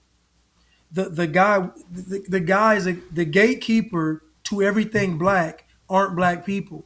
I don't care about Tyler Perry or Oprah and all them. They're just with pawns. It's folks above them. It's studio heads, it's producers, it's all these people that are above them that control, quote unquote, what black culture is. So I just think that deep down inside, those stereotypes that we saw, we actually believed them. And I think that's the biggest travesty in all of this, is that we actually believe the lies. We actually believe that what they were showing us was true, even though most black folks didn't act like that. But if you watch Good Times enough, that's how black people act. If you watch The Jeffersons enough, that's how black people act. If you watch The Cosby, not they don't believe in that because it was too good. But if you watch the decadence enough, you'll start to believe that the struggle, ratchet culture, the hood, and all this, it's synonymous with being black. I think folks get mad at me because I reject that notion. I reject the notion that you being black means you have to be this. I reject that because I know that you were given that image. And so this guy Carl Van Vecton. Vechten, Yeah. I'm sorry, Carl Van Vechten, and think about it. If he's butt partnered with Langston Hughes, they're on the same page. They're on the same page. So at the end of the day, these people aren't, I'm saying they aren't upset with Carl Van Vechten. They aren't upset with him. They're not mad at him. They're with him. So again, there's a level of compromise in our community. And to me, the level of compromise is coming from the people that know this stuff is a lie. The people that believe this stuff aren't the ones that are working with these folks. It's the folks that don't believe this stuff that are working with these people. Wow. Can I I mean, just say very one well thing said. really quick? Yeah. To piggyback on what Blanche is saying, this is how you know it's true because it's happening today. Like you see, okay, just look at us right now. Like we are a very rare group of Black people that are pushing back against this narrative, right? But you have this whole big machine that literally pounds the day every day saying that people like you, like the four of us, are wrong. And that machine is loud. And so maybe there were people that were pushing back and maybe they just gave up. I don't know. Like at some point they must have. They just laid down and said, okay, well, let them have it. I don't know.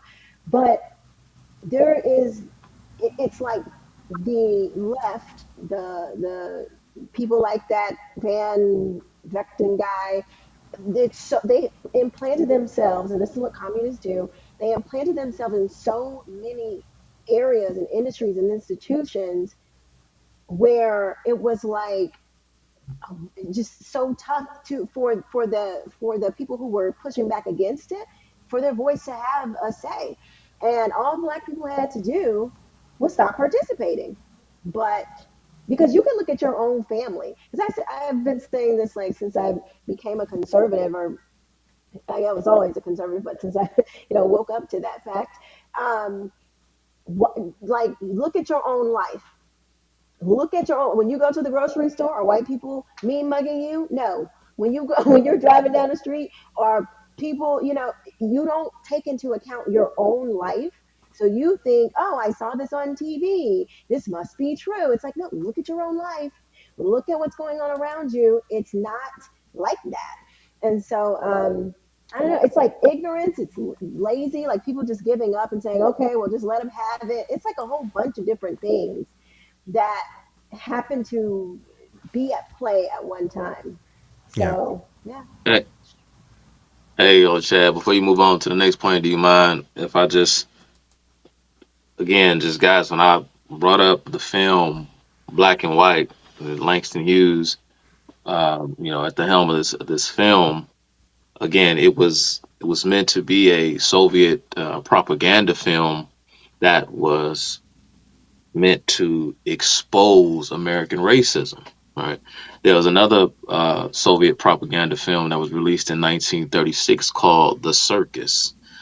The audience, you guys can look this up. It was about a white American woman who had a biracial child, had sex with a black man, gave birth to a biracial child, and for fear of her child and the abuse and the racial torment that the child would suffer, she fled with a traveling circus, and I guess found herself in the Soviet Union, where the Soviets took her and her child in, and they loved and protected this biracial child.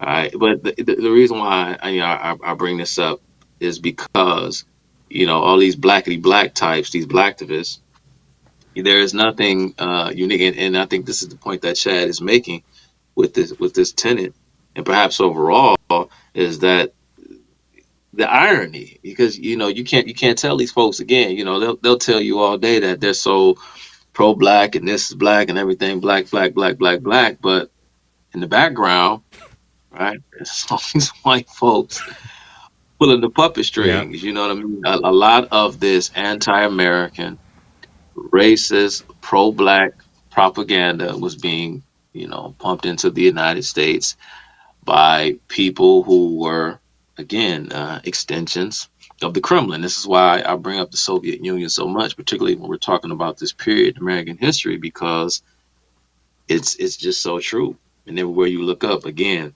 there it was.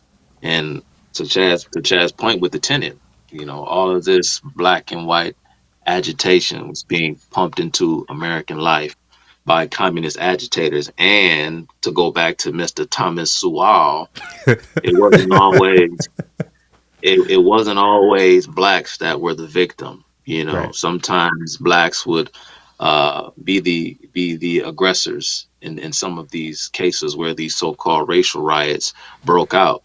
And most of, if not all the time, they were led into these conflicts by way of the communist agitators, both black and white, working behind the scenes, men like Hosea Johnson and some of these other folks. So I just want to Right. make that point. No, all great points. Thank Can I you. say one thing? No, go ahead. When y'all hear these people talk, y'all should be taking notes. Because I take notes when I hear these people speaking. Y'all should be having an opinion. I just wanted to say that. Y'all should be taking notes. So when y'all talking to people, you can have some form of a reference. There's a lot of Yeah. information I'm being sorry. said. I'm sorry. His name is Hosea Hudson. I'm sorry. I think he was an Alabama sharecropper. He was another one of the early black communists in America, famous black communists in America, Hosea Hudson, because some of the first sort of exclusively communist factions in the United States were in the American South, particularly Alabama. And I think it was Hosea Hudson that was at the forefront because, again, it was a Kremlin plot to try and literally colonize the American South to make it an all-black republic. So, anyway. Yeah. And thank you for that correction, Chuck. But yeah, that was my overall point, and I think Blanche hit the nail right on the head when he said that, if you're not actually living this way, it shouldn't be offensive to you, because I mean, he's absolutely right. I mean, if you watch Amos and Andy, it's genuinely funny. The only people who will be sitting up there mad are people who who do identify that way. The same thing goes today, and the reason why comedy is so cringe these days, like everything is off limits now. You can't make fun of anything. You can't joke about anything, lest you be canceled, lest you be called a racist, whatever. And so, comedy, just like sports, just like everything else, is completely just, bastardized and just not really anything worth getting into, because somebody's going to be offended. So that's number one. But when you look at, to Chuck's point, how steeped a lot of this entertainment is, and a deliberate agenda carried out by Soviet Union, Russia, carried out by these nihilist Marxist types, you get the sense that the whole point was to invoke this kind of feeling of what is my culture by these individuals. And again, I think Chuck hit the nail right on the head when he said that all these people who you see walking around saying that they're proud of their black culture, and you ask them, well, give me some relics of black culture. I guarantee you everything that they say is a relic of black culture has a white or Jewish nihilist, atheist, or Marxist behind it. I guarantee you. So essentially what they're calling black culture is manufactured by people who aren't themselves black. And that's something worth, looking at. But again, it's not even their fault. It's the fault of the artists, who are all too willing to play the part because they wanted fame. They wanted, Satan took them to the top of the mountain and said, all this will be yours if you would kneel down and worship me. And they did it. So they had nobody to blame but themselves. But even by extension of that, you as a consumer, you as a person who's watching the television screen, you as a person who's listening to the radio, if you adopt what these artists are doing as black culture, as something that you should identify with and emulate, then you are equally to blame. It's all about discernment and self-control. That's what it boils down to. Thank you, Kevin Tony, for the super chat. He says, spot on commentary to all as usual. So much to unpack. Please continue speaking the truth. Thank you, Tony, for that super chat. Really appreciate it. So I wanted to move on to the third tenet. I'm wondering if we'll be able to get to all of them, but we can certainly try. So the third tenet of black culture: it does not adhere to an objective standard of morality, reason, or decency, thus making it susceptible to anything that quote unquote sounds good. Let's see here. Trump has created fear in poor whites that black people and poor urban people are their problem. Right. When did Trump ever say that? That's a fallacy. When did Trump ever say black people are the problem? Make America great again. That's when he said it. Guys, but I'm not on the panel, so I want to make sure. That was Ronald Reagan's slogan. Was that racist when Ronald Reagan had it as a slogan? Yes, what time? It was. Yes, let me ask you. So that please slogan answer is this. racist. Please answer this. I have a question. I have a question. Wait. Tip, please just allow me just one outburst. Please. I have a question. When you say make America great again, which period are we talking about? The period when women couldn't vote? The period when we were hanging from trees? I'll answer. Or like the crack era? Which period in America are you trying to make America like So again? I actually think that I would totally rock a hat right now that said make Black America great again. Because Black No, America. make America. Before, We're talking about make America. That wasn't the question. I am answering your Which question. period was America great that we're trying to replicate? Which era was it? Tell me. I think I'll answer your question. Tell me. I'm ready to answer your question. Which era was it? What? Which era was so great? Here's the thing that you guys are forgetting. America was actually one of the slavery was all over the world. All over the world. America was. No, I'm not saying it's okay. So why are you saying oh? Amen. America was one of the first countries. I want to like you so bad.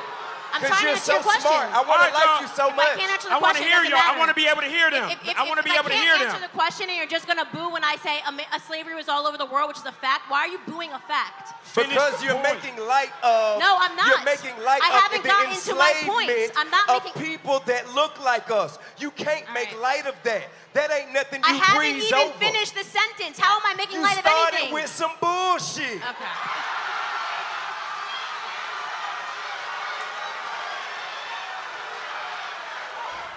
So, of course, you see the black folks getting up on their feet, hooping and hollering over what? Nothing. Again, black culture does not adhere to an objective standard of morality, reason, which you saw there. Candace Owens trying to reason, trying to lay out the facts, being talked over by the moderator who's just doing a terrible job of moderating that panel. You have the grown T.I. who's acting like a child. Who's not even letting Candace talk. But again, black culture does not adhere to an objective standard of morality, reason, or decency, thus making it susceptible to anything that sounds good. Keisha, what say you? That clip just the T.I. is one of these people who uses lots of big words but never says anything. Now, he wasn't really using big words in this scenario, but he's one of those types. He's a Michael Eric Dyson type. And he thinks he's so smart, but if anybody were to ever, here's the thing. T.I. doesn't even really believe what he's saying.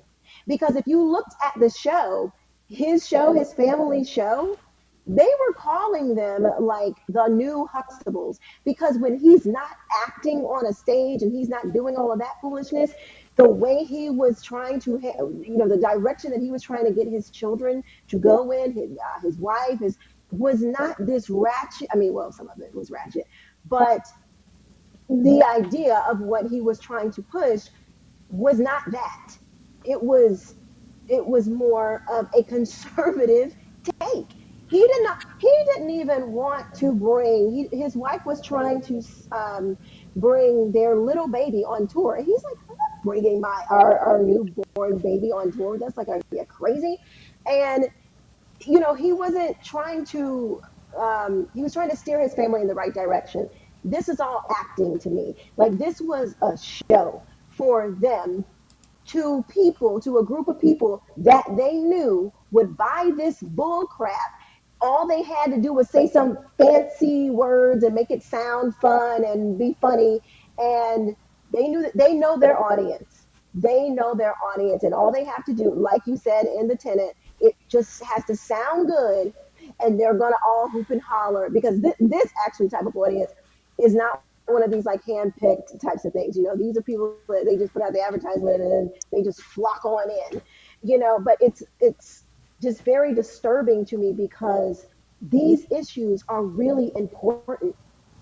Those comment what Candace was trying to tell them, they are reaping the benefits of voting for Joe Biden right now, where the wealth of the middle class is literally being shipped off to a whole nother country. And those same black people probably have no freaking clue of the actions that they took and the ignorance that has just permeated their mind is the reason why they are probably still in the struggle today because they did not take advantage of opportunities that were available when there was time to take advantage of those opportunities. If they would have shut up and actually listened to what was going on, maybe that would have prompted them to check out the opportunity zones. Maybe that would have prompted them to look into more policy issues that was happening in their cities, in their states. But no.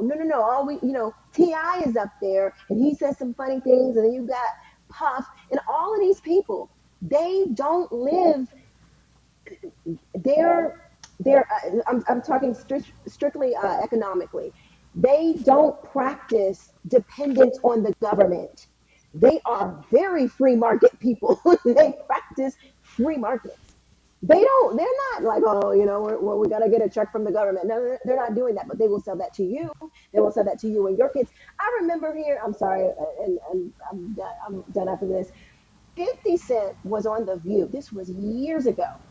He said, they asked him about his son listening to his rap lyrics, his music. He's like, oh, I don't let my son listen to my music. Oh, but you'll sell it to my kid.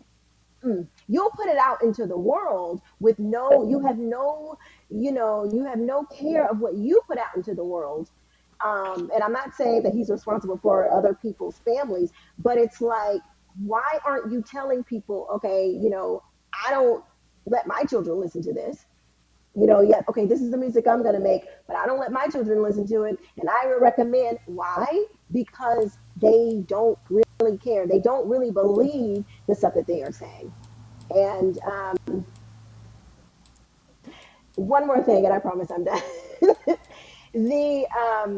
I think the quote unquote, the black people's card was shown when there was a platinum plan on the table for $500 billion and they said no and voted for Joe Biden and got crack pipes.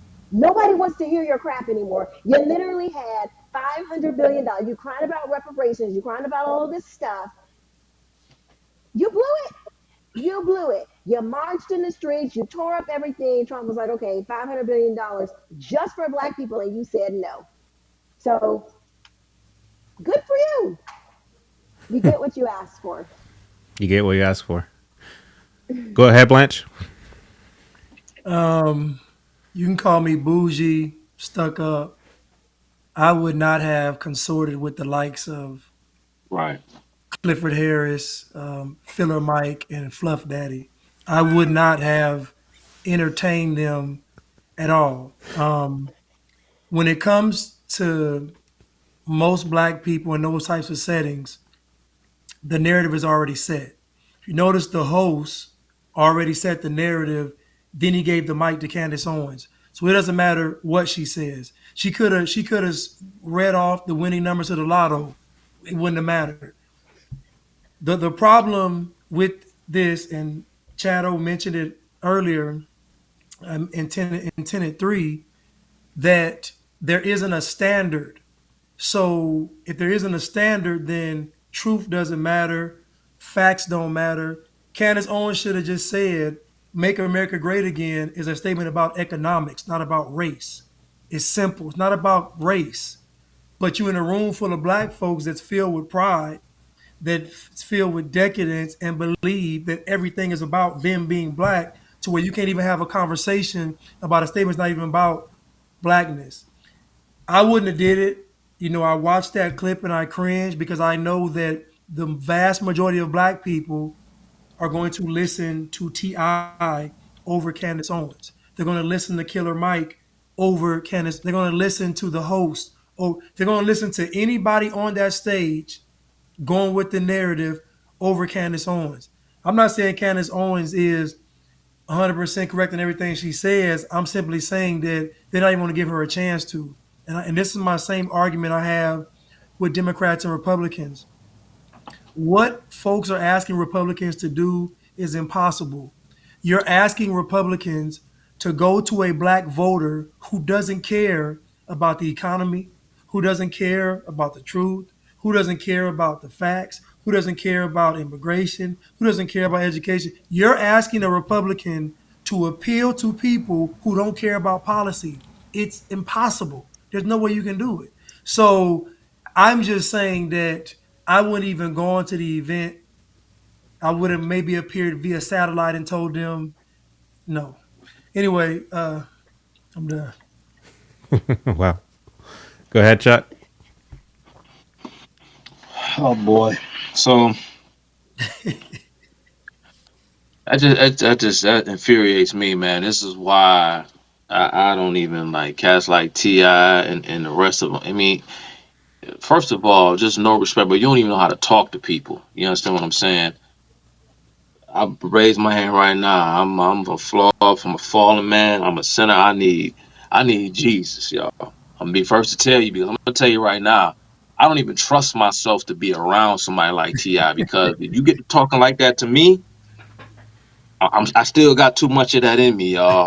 I ain't that far removed from I still got too much of that street in me. It's not I can't deal with the likes of a T.I., bro. If you're not gonna come to me in good faith, and we can't sit down and have an intellectual conversation on the substance, then I'm gonna act like you don't even exist, because I don't trust myself, man, because I might lose it, dog, because the way he talking and he yelling and screaming, there's two men, we can't do that. And the fact that he's speaking to a woman like that, who he knows he can it's disgusting, man. But like I said, somebody in the comment section said, when America became great when someone like T.I., a high school dropout, and admitted drug seller, felon, can be wealthy and famous. I mean, that's, again, he is the embodiment, the personification of the American dream, as they say. But to Blanche's point, somebody asked me once upon a time, a friend of mine asked me, he said, man, when are black people ever going to get it? Why don't they understand? It's like, I forgot how he worded it, but he tried to make it seem as though you can appeal to the intellect of black folks. And I told him, I said, bro, that's not the issue. It's not a competence. It's not a lack of intelligence, even though we can speak to the disastrous condition of the public school system, particularly in the inner cities, even though public school system across the board is failing, even a lot of private schools for that matter. But I told him, I said, it's not a matter of the intellect, it's a matter of character. Because the first thing that one has to do is be willing to come to the realization that they were, in fact, wrong. You can make sense to somebody, you can tell them something, and they'll know it's true, but they'll get angry at you for telling them the truth. Because what black folks need first and foremost is there needs to be a moral revolution, more so than anything else, or a moral change. And until that happens, you cannot speak to their intellect, because you cannot get past their lack of character. And lastly, and I'm gone. I bring up this person's name a lot, and I study a lot of his work. I can listen to this man talk for hours. His personal testimony is so just fascinating to me. And again, that's David Horowitz. And David Horowitz talks about what it was like when he finally mustered up the courage to leave the left. And he said that, when he left the left, because, David Horowitz, he helped the Black Panther Party buy this church that they then turned around and converted to a school. And one of the fellow leftists that he knew from the movement, a white woman by the name of Betty Van Patter, was given the job to keep the books for the Black Panther Party school. And they fished her body out of San Francisco Bay. She was murdered. Many believe, and David Horowitz believes this, that Betty Van Patter was murdered by the then leader of the Black Panther Party, Elaine Brown. It was coupled with that also with the left and their efforts to undermine the Vietnam War effort, when, the United States withdrew their military and financial support to South Vietnam, which gave rise to the boat people. And we've seen the murder of millions upon millions of, Asians in Indochina, in Cambodia and in South Vietnam and Laos and everywhere else. And and these are David Horowitz words. He said when he saw that all the peace talk and all the anti-war talk, and when he saw that once the United States withdrew from Vietnam, and when the communists took over Vietnam and began to brutalize, murder, and oppress all those people, and there were no protests from the left, he said that's when he knew that this was all a lie. This was not about peace. This was not about protecting lives. It was all a lie. They didn't care about those people. And he said, when I left the left, here's what he said. He said that when I finally realized that I gave up the dream, I was no longer a Marxist. He said, and I quote, "It felt like I was stepping on American soil for the first time. I had been here, but I wasn't here." What I would say to T.I. and what I would say to that entire audience is that the reason why America and why you don't know how great America is because you've never been there. Wow. Wow.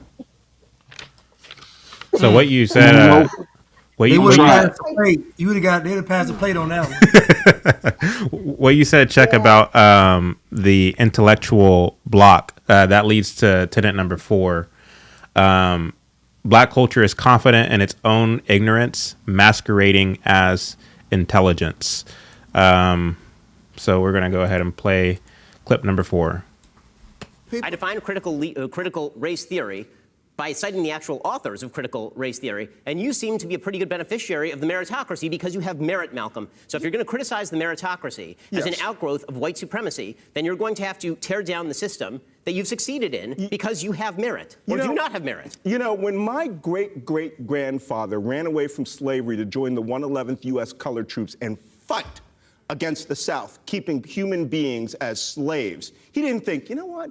In 150 years, my great-great-grandson's going to have to sit on stage and argue with a guy who thinks all that's bullshit. All right? What is bullshit?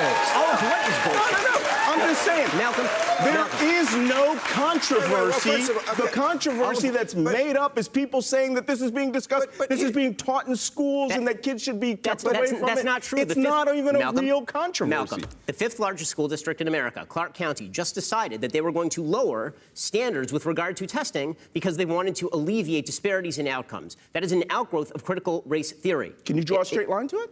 Yes. Really? 100%. Because when you say that the meritocracy is an outgrowth of white supremacy, and then you suggest that I'm somehow denying that slavery took place or that your great-great-great-grandfather was a hero because I'm saying that I want people tested when they are in school to see if they are good at school, then what you're purporting to push now is just nonsense. And it's sheer bullshit, Malcolm. It's just bullshit. No, but I think it's also a leap to say that he thought that was bullshit. Because that's not what it is. I mean, are we talking about 2021? Or are we talking about 1861? because the point is, can we talk about 1861 and 2021? Yes, we can. Critical race theory is a subject because the Republican right has made it a subject. No, real school organizations are mandating this for kids. I hope the reality is a lot of this stuff is taught in schools. You mean like viruses? Well, okay. Well, can I? Now I'm just. I don't know. Now I'm just confused. Can I just? Okay, so both of them.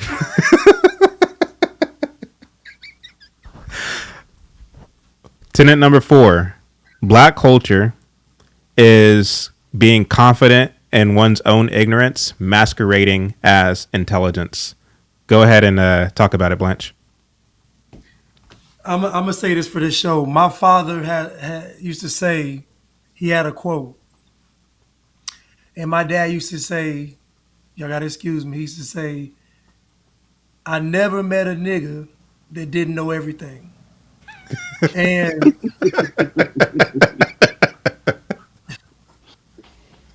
this man said, instead of answering the question, this man went back to his great-great-grandfather to talk about how his grandfather felt fleeing from slavery and go.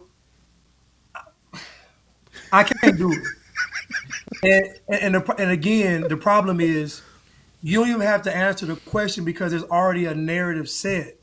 It's already a precedent. It's already black people are oppressed. So you can literally divert any conversation, not answer any question if you bring up the fact. And Bill Murray said he didn't even say that. You just assuming that. And he says, are we in 2021 or 1861? And his response is, can we talk about 1861? The answer is no. We've been talking about 1861 since 1861. We've never not talked about 1861. So by think, no, we can't talk about it. Because when we talk about 1861, we stay there. We never go forward. The furthest we go is to the civil rights movement. We never go beyond that. We never go, they never show us the black folks doing well, thriving communities. They talk about, one person mentioned on here, Wakanda. Wakanda, they said Wakanda was positive. How is Wakanda positive if at the end of the movie, the white man is sitting in the seat of the computer and the black folks wearing red is fighting the black folks wearing blue? How is that positive? That was the end of Wakanda they was fighting. Black on black violence in the movie in the peaceful Wakanda area. So again, it's utter foolishness. It's his foolishness. This man said, he went back to, listen, I can't do it. Listen, I can't do it. I'm sorry. I don't have the patience for that food. I can't do it. And he was like so smug, like his face, like he was, like he really said something, and then he says, like he brings in viruses like out of nowhere, leaving both Bill Maher and Ben Shapiro just utterly confused as to what he was even talking about. But he was confident though. But Chad, who's gonna hold him accountable? Who is going to say, who black is going to say that guy right there doesn't speak for any of us? I remember a friend of mine, I'm gonna let the next person have it. A friend of mine works for Microsoft, and he's in a meeting. He has a big position at Microsoft, and he's in a meeting, and he's watching one of my videos, and the phone is up when he goes onto the meeting, and it says, and I'm saying, who gave Cardi B the authority to speak for black people? That part of what I said was caught on in the meeting. So all the folks in the meeting are like, oh my goodness. So everybody in the meeting looking at him like, who was that? What are you listening to? Oh my goodness. You talking about Cardi B? And so, but he said, well, in his defense, who gave Cardi B the right to speak for black people? Who did it? Like who anointed her the person to sit down with Biden and speak on behalf for a whole group of people? Nobody. So anyway, that's all I want to say. Go ahead, Keisha. Y'all know critical race theory. That's my wheelhouse. You know, the education, American schooling. It's funny that Ben Shapiro said they need to know, we need to test them to see if they know how to school or be in school, something like that, which is, it's just, he's so wrong on just that point, but that's no, we don't want kids to be schooled. Everybody, you don't want your kids to be schooled. You want them to be educated. Anyway, those are two totally different things. That's a topic for another show. But people like that guy, the black guy, they know exactly what they're doing. That's why he was like, viruses. It's just like, I mean, you just plant, just say a word, cereal. You just throw out words because you know that, like Blake just said, no one is going to hold you accountable. No one is going to come behind you and say, actually, yeah, critical race theory is being taught in schools. When I was on the Dr. Phil show, I was saying, no, they're not coming up and saying, here's your critical race theory book, kids. Open up your books. Let's read from, Derek Bell and Kimberly Crenshaw. No, but the ideas, and I forgot the doggone question, I'm so mad, or the tenet. the ideas are being pressed into society by these ignorant Marxist. I'm sorry, they're not even ignorant. He's not ignorant. He knows exactly what he's doing. And the very thing that needs to be done is things like what we're doing right now, is to keep pounding into the pavement and saying this everywhere that we go, that our country has been taken over by communists, and black people, black quote unquote leaders are the ones who are leading the charge. The white folks are behind the scenes pulling the strings, but the black folks are out front leading the charge. The Roland Martins, that guy that's sitting on the panel, Michael Eric Dyson, Sonny Houston from The View, Whoopi Goldberg from The View, Joy Reid, all of these people, they have gone into the institutions, many of them, or somehow linked themselves up with Marxist, communist, and decided, most of these people come from wealth, they've decided that they know best and that these ideas need to further permeate society. Let me tell you something. These ideas will destroy the next generation. You cannot, we have to kill this, because those kids coming up, now they have gotten into public schools. Do you know how many kids go through public school? They're organizing and becoming activists in the classroom. We have to understand what that means. That means when they graduate, they're going to be sent off into the final phase of communism in the universities. Their minds will be sealed with untruth, with lies, turned over to a reprobate mind, and they will become your congressmen, your mayors, the next presidents of the United States. If this does not end, y'all better get your kids out of these indoctrination camps. I am trying to tell you, because they are indoctrinating your children. Do not believe for one. I'm sorry. Yeah, this is like, I mean, the arrogance of this guy, the utter arrogance. No, we don't want to freaking talk about 1861. Have you noticed we're in 2023? No, we don't want to talk about that. We want to talk about what's infecting the minds of these children today. He doesn't want to talk about that because he wants them to be communists. He wants them to be indoctrinated. He wants them to mindlessly and blindly go with whatever the government says to do. And guess what? He will be one of the first to be taken out when it's all said and done, because you know where the bodies are buried. He'll be gone first. Him, Joy Reid, and all those people that I named, they'll be gone first. Ugh, I'm so over these ignorant Negroes. Go ahead, Chuck.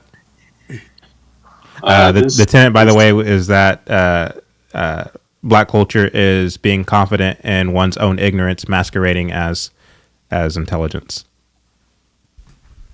Yeah, I mean, I don't really have too much more to add to what everybody just said, because I know we got a few more to get to, so I won't be long.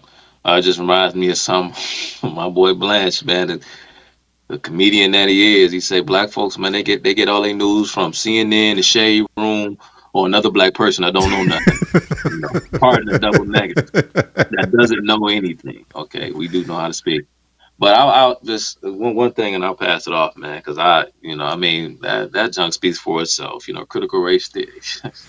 Again, man, okay, I will say this. The reason why critical race theory became, in my personal opinion, why it became such this huge kind of thing is because I think the election of Donald Trump really upset the establishment in ways that I think that we are still, unpacking today in 2023. And it's like, okay, things like critical theory, again, when you go to university, or when you go to a university, I sound like I'm British or something. University, you go to a university. I don't know why they don't say a. When you go to I university know. or go to hospital, go to hospital. No, it's a hospital. Anyway, when you go to a university, you'll learn, maybe even during undergrad, about critical theory. When you take a sociology course, they literally talk to you about the different forms of sociological thought, the different schools of sociological thought. You have structural functionalism that they associate with sociologists like Emile Durkheim and Auguste Comte and some of these other ones, and then you have the postmodernists like Derrida, Foucault. But then there is the critical theorists, or what they call conflict theorists. And when you study sociology in college, they will literally tell you that, or they say that, or they teach that Karl Marx is the father of critical theory. It's literally what they teach, because it is a sociological approach to observing the ways of the world, how folks move and how they operate. And it's about being critical of the society, so that you can so that we can fix society's problems.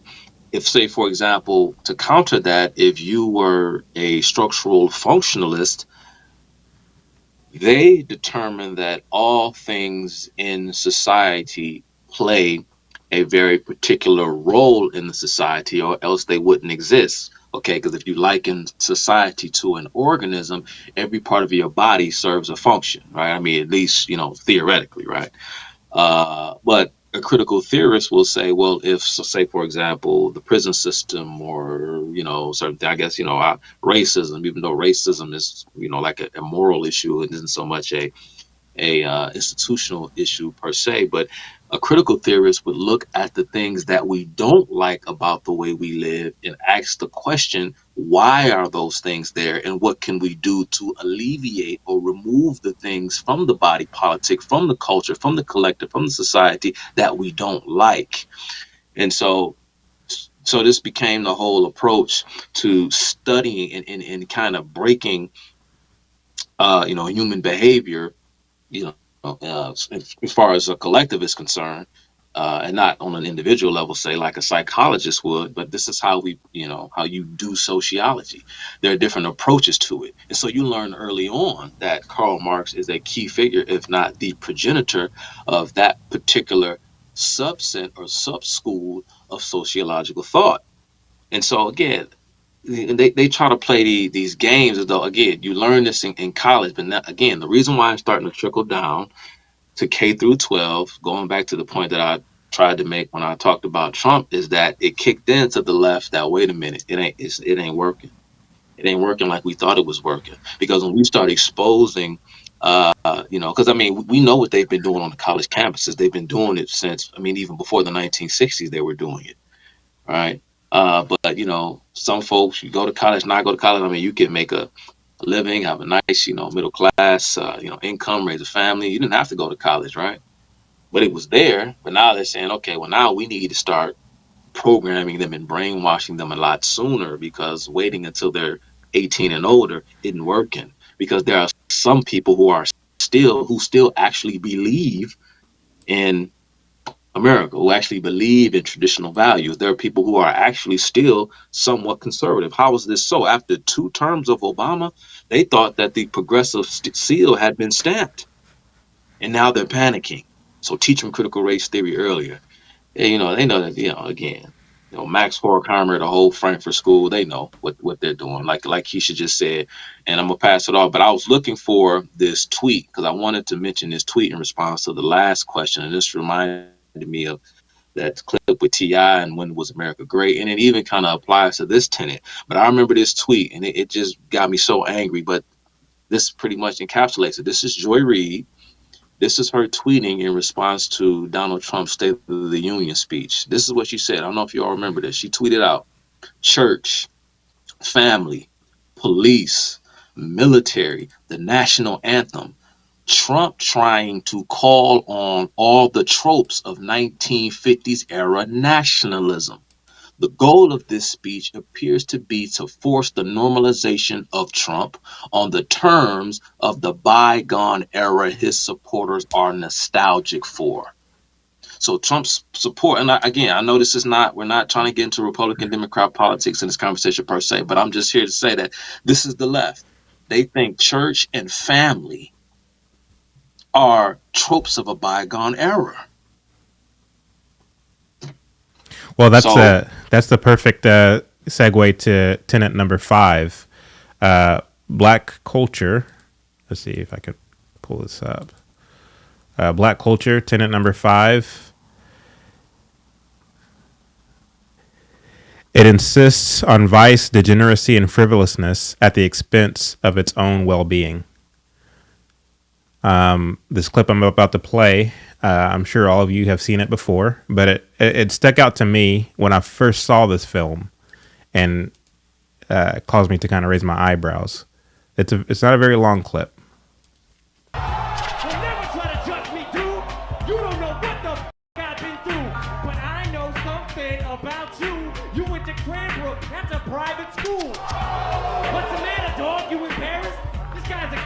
His real name's Clarence. And Clarence lives at home with both parents. And Clarence's parents have a real good marriage.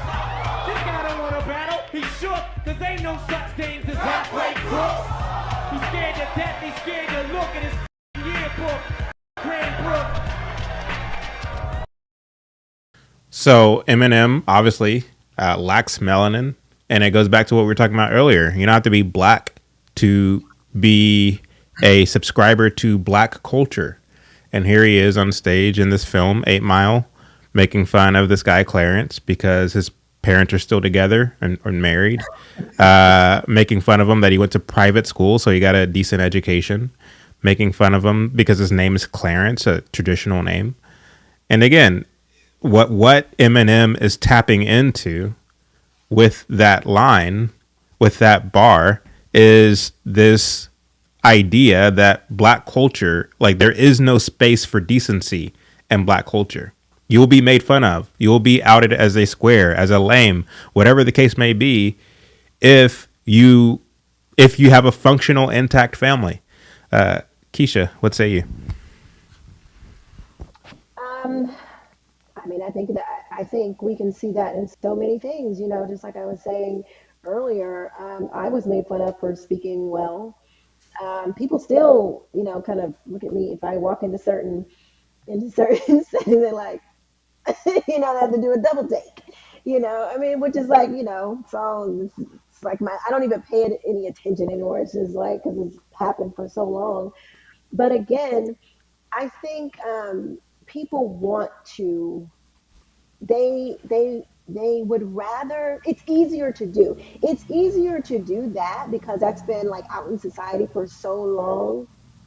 It's easier to just, you know, fall in line with it. Most people are not leaders. Most people are followers. Like, most people are not going to step up to the plate and put themselves out there and say, this is right or this is wrong. They have these like social experiments that you'll see like on YouTube and stuff, where like someone could be like screaming in the street, like, help me, like this person's, you know, something's happening. So many people will walk by until that one person actually goes over to say, you know, oh, like what's happening here? You know, and then other people will come around and say, oh yeah, let me help. And so it's for, you know, I guess this can go all the way back to the garden, you know, where not having the courage to stand up. I think Blanche had said this like on a couple episodes ago or last week, where he was like, you know, if I was Adam, I would have, you know, took the apple from Eve, like threw it on the ground, crushed it, and basically rebuked the devil or something to that effect. And it's like, yeah, that's courage though. That takes courage. And Adam from the beginning not standing up and saying, get out of here, this is wrong, because God gave him the commandment. God gave it directly to him. What to do, how to, what they should. I believe it was just to Adam. I don't know. I could be wrong, but anyway, I think he definitely was talking to the man. But that takes courage, and I think people don't. It's hard for people to stand up when they feel like everything that they're saying is wrong. I guarantee you, like if that was a real scenario and not a movie, there probably was some other kids who went to private schools and their parents were still together too, and they was like clapping, trying like, oh, don't, I don't want to be the one, instead of standing up for this guy. It's like, like that's good. That's a good thing. So I think people are typically followers. When I go and speak across the country, people come up to me all the time, and I God bless them, but they are like, I'm so happy you're saying things that I can't say, and I'm like, you can say this. Why can't you say it? You should be saying it. Your kids, your family is going to be affected if you don't say anything. Now I end my speeches with, what do you want the history books to say when the story is written about you? Do you want it to say you knew what was going on and you did nothing? Or do you want it to say you knew what was going on, you took a stand and you did something about it? Because people feel like, I can't say anything. Oh, I'm white, I can't say anything. I'm like, you better say something, otherwise your family, you're not going to exist. You better stand up and say something. And anyway, I'll just wrap it up because I'm being redundant, I feel like. So, people are cowards. Big time. And I understand that it's hard, but you have to push back. Don't be a coward. Go ahead, Chuck. Black culture insists on vice, degeneracy, and frivolousness at the expense of its own well-being. Well, I think that's absolutely true. That's absolutely true, and it's funny because if you don't partake in some of these things, then you get your black card revoked. That's why Blanche always says, "Hey man, that's why I tell y'all right now, I ain't black." You know what I mean? Because to the extent that anybody can define, what it means, I really think, these tenets, that's spot on, because it's honest to God truth. That's what it is. It is what it is. But yeah, man, I just don't get it, man. I could be sitting back in barbershop setting or something, and I don't really engage folks, in barbershops and in these kind of places unless I'm really just like sitting back, because I'm like a silent, like they don't know who they dealing with. I just kind of sit there in the cut. I don't say anything unless I'm really really just put to the I'm just forced to kind of just shut the whole barbershop down. Like, okay, enough is enough. I done heard too much ridiculousness. I got to tell y'all what's really going on. And then, I grab everybody's attention, and then everybody else is like, silent. But anyway, like I hear folks, man. I could totally see that happening too. I was in the barbershop, not too long ago, and I'm just hearing these guys they just railing, they just saying all these crazy things about Herschel Walker, and I'm just sitting there, again, I'm just listening. I'm like, man, it ain't even worth it. It's not even worth it, especially if I'm in the chair getting lined up. I can't talk because I don't want the barber to mess up my lines. So I just sit there, I don't talk. But in the background, sometimes they'll have like the music and stuff playing, and they'll have like, rap music and stuff playing. And I'm sitting there and I'm listening to all these black men, trying to, I guess, pontificate and educate, and everybody has an opinion about politics, particularly in the era of the post-Trump era, so to speak. Everyone has an opinion, and I can hear this music going, and I'm saying to myself, this is amazing to me that, when you look around, I mean, you can clearly see what the problem is. Why are we even talking about this? You all are trying to talk about things that you clearly do not understand, economics and all this other stuff. But when you look at the things that go on in you all's daily lives and the things that you see go on in the lives of the people that are close to you, it amazes me that we're even talking about that. You are even trying to wrap your mind around, the value of the dollar and foreign entanglements and wars and this and that. It's just like, and I hear in the background is killing fish, shooting niggas, blah, blah, blah. I'm like, what?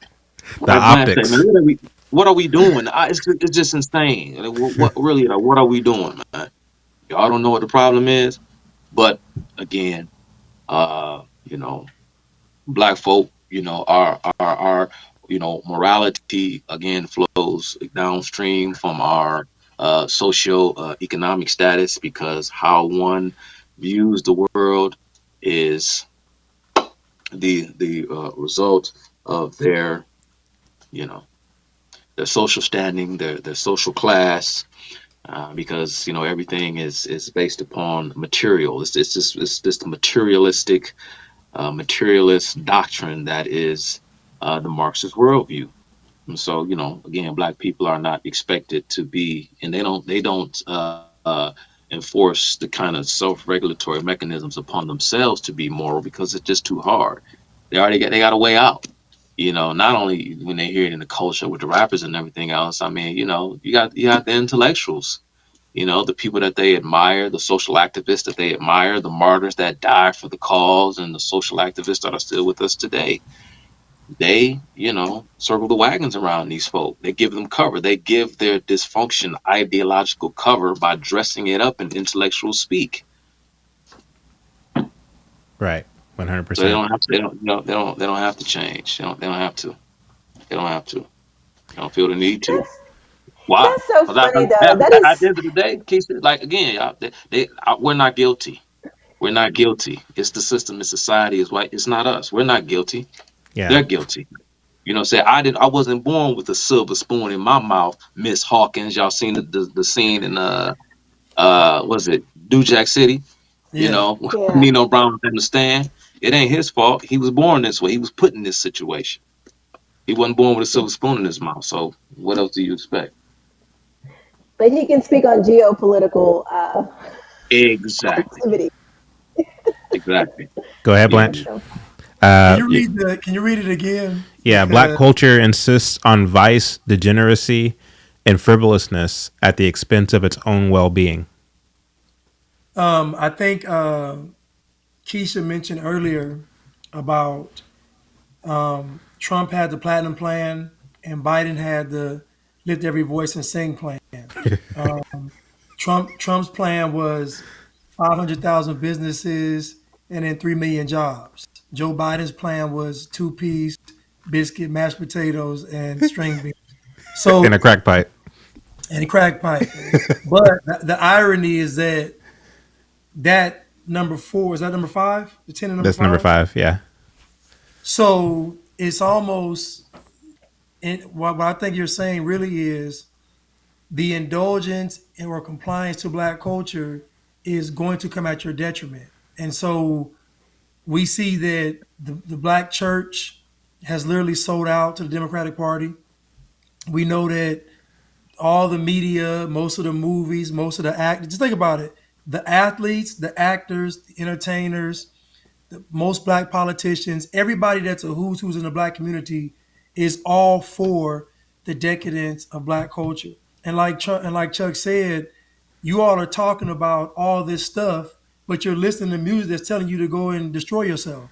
So it's just like I said earlier, the double-mindedness of black culture, and we saw that in this TV show Family Matters. They had Steve Urkel, child prodigy, genius, respectful, great character, just a great overall human being as a young person. Then we had Eddie Winslow, could barely read, but he could sing and dunk a basketball. So they made black people pick between Steve Urkel and Eddie Winslow. Steve Urkel gets ridiculed every day. Nobody respects him. Eddie Winslow is admired and loved. But guess what? This is the double-mindedness of black culture because they almost dangle decency and honor in your face and they dare you to choose it because if you pick it, you're going to get ostracized and you're going to get what's the other word? Condemned. And so I agree 100% that what black culture is today is decadence.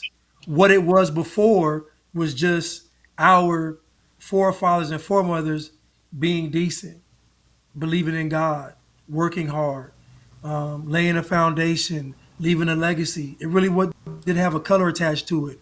Once we called it black love, the divorce rate went through the roof. So again, all of this stuff, I'm telling you, just decadence. And so again, if we want to change this, and I think Chuck even said it, we have to have, and this is powerful, a moral revolution. It has to be a revolution that does not deal with race. It has to deal with the character of the individual. That is the only thing that's going to work. This other stuff is not going to work because it's already controlled. There's a system of racism, it's already controlled.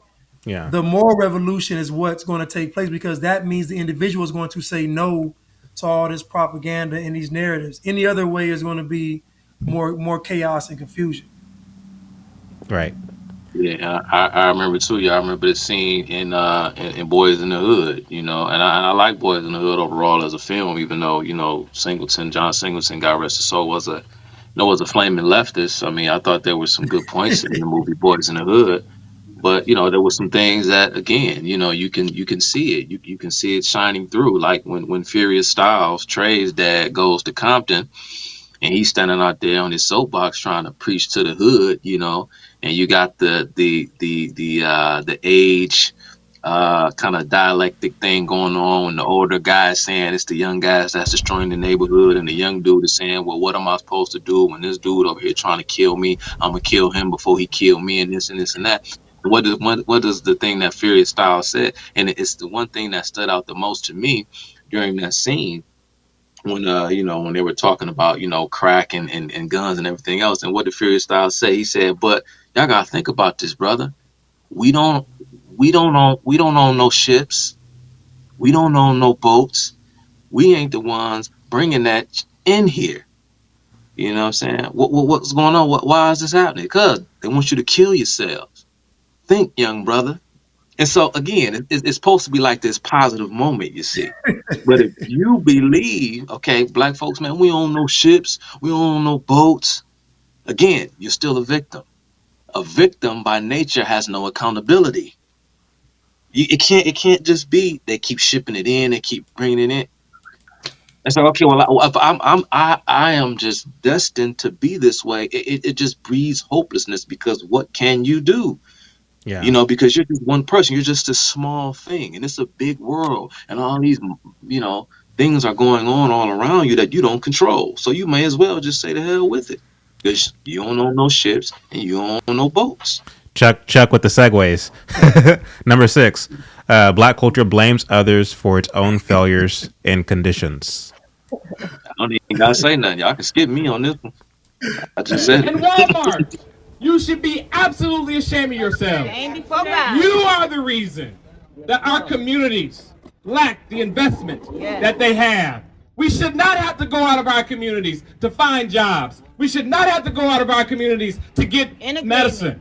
We should not go out of our communities to be able to shop. We should be able to do all of this in our communities. Right here. We deserve to be able to shop, Yes, sir. work, Yes. play Yes. in our own communities. Keisha, black culture blames others for its own failures and conditions. What say you? Well, if you deserve it, then go do it. Go do it. Go and get you a grocery store. Go. Anybody can create a business. Go network, find vendors, have them bring food into your neighborhood. People do it all the time. It's the American way. Why do you have to wait for freaking Walmart? You shouldn't even want a Walmart in your neighborhood. It's killing all the small businesses anyway. So go do it. Stop talking about it. Stop getting on your freaking your soapbox with the mic and all of these and your amens in the background and doing all that. Go do it. It's enough of y'all, and y'all make enough money to go and start something. Whatever you're complaining about, go do it. Somebody in the comment section said, didn't they vote for this? They sure did. They sure did. And the thing is like, if I own Walmart, I wouldn't want to put it in y'all's community because I know that the theft is going to be outrageous. I mean, you guys are literally making TikTok videos. Yeah. I mean, y'all are making TikTok videos of going into these stores, opening up products, eating them, consuming them, and not paying and then leaving. Like, y'all are doing this.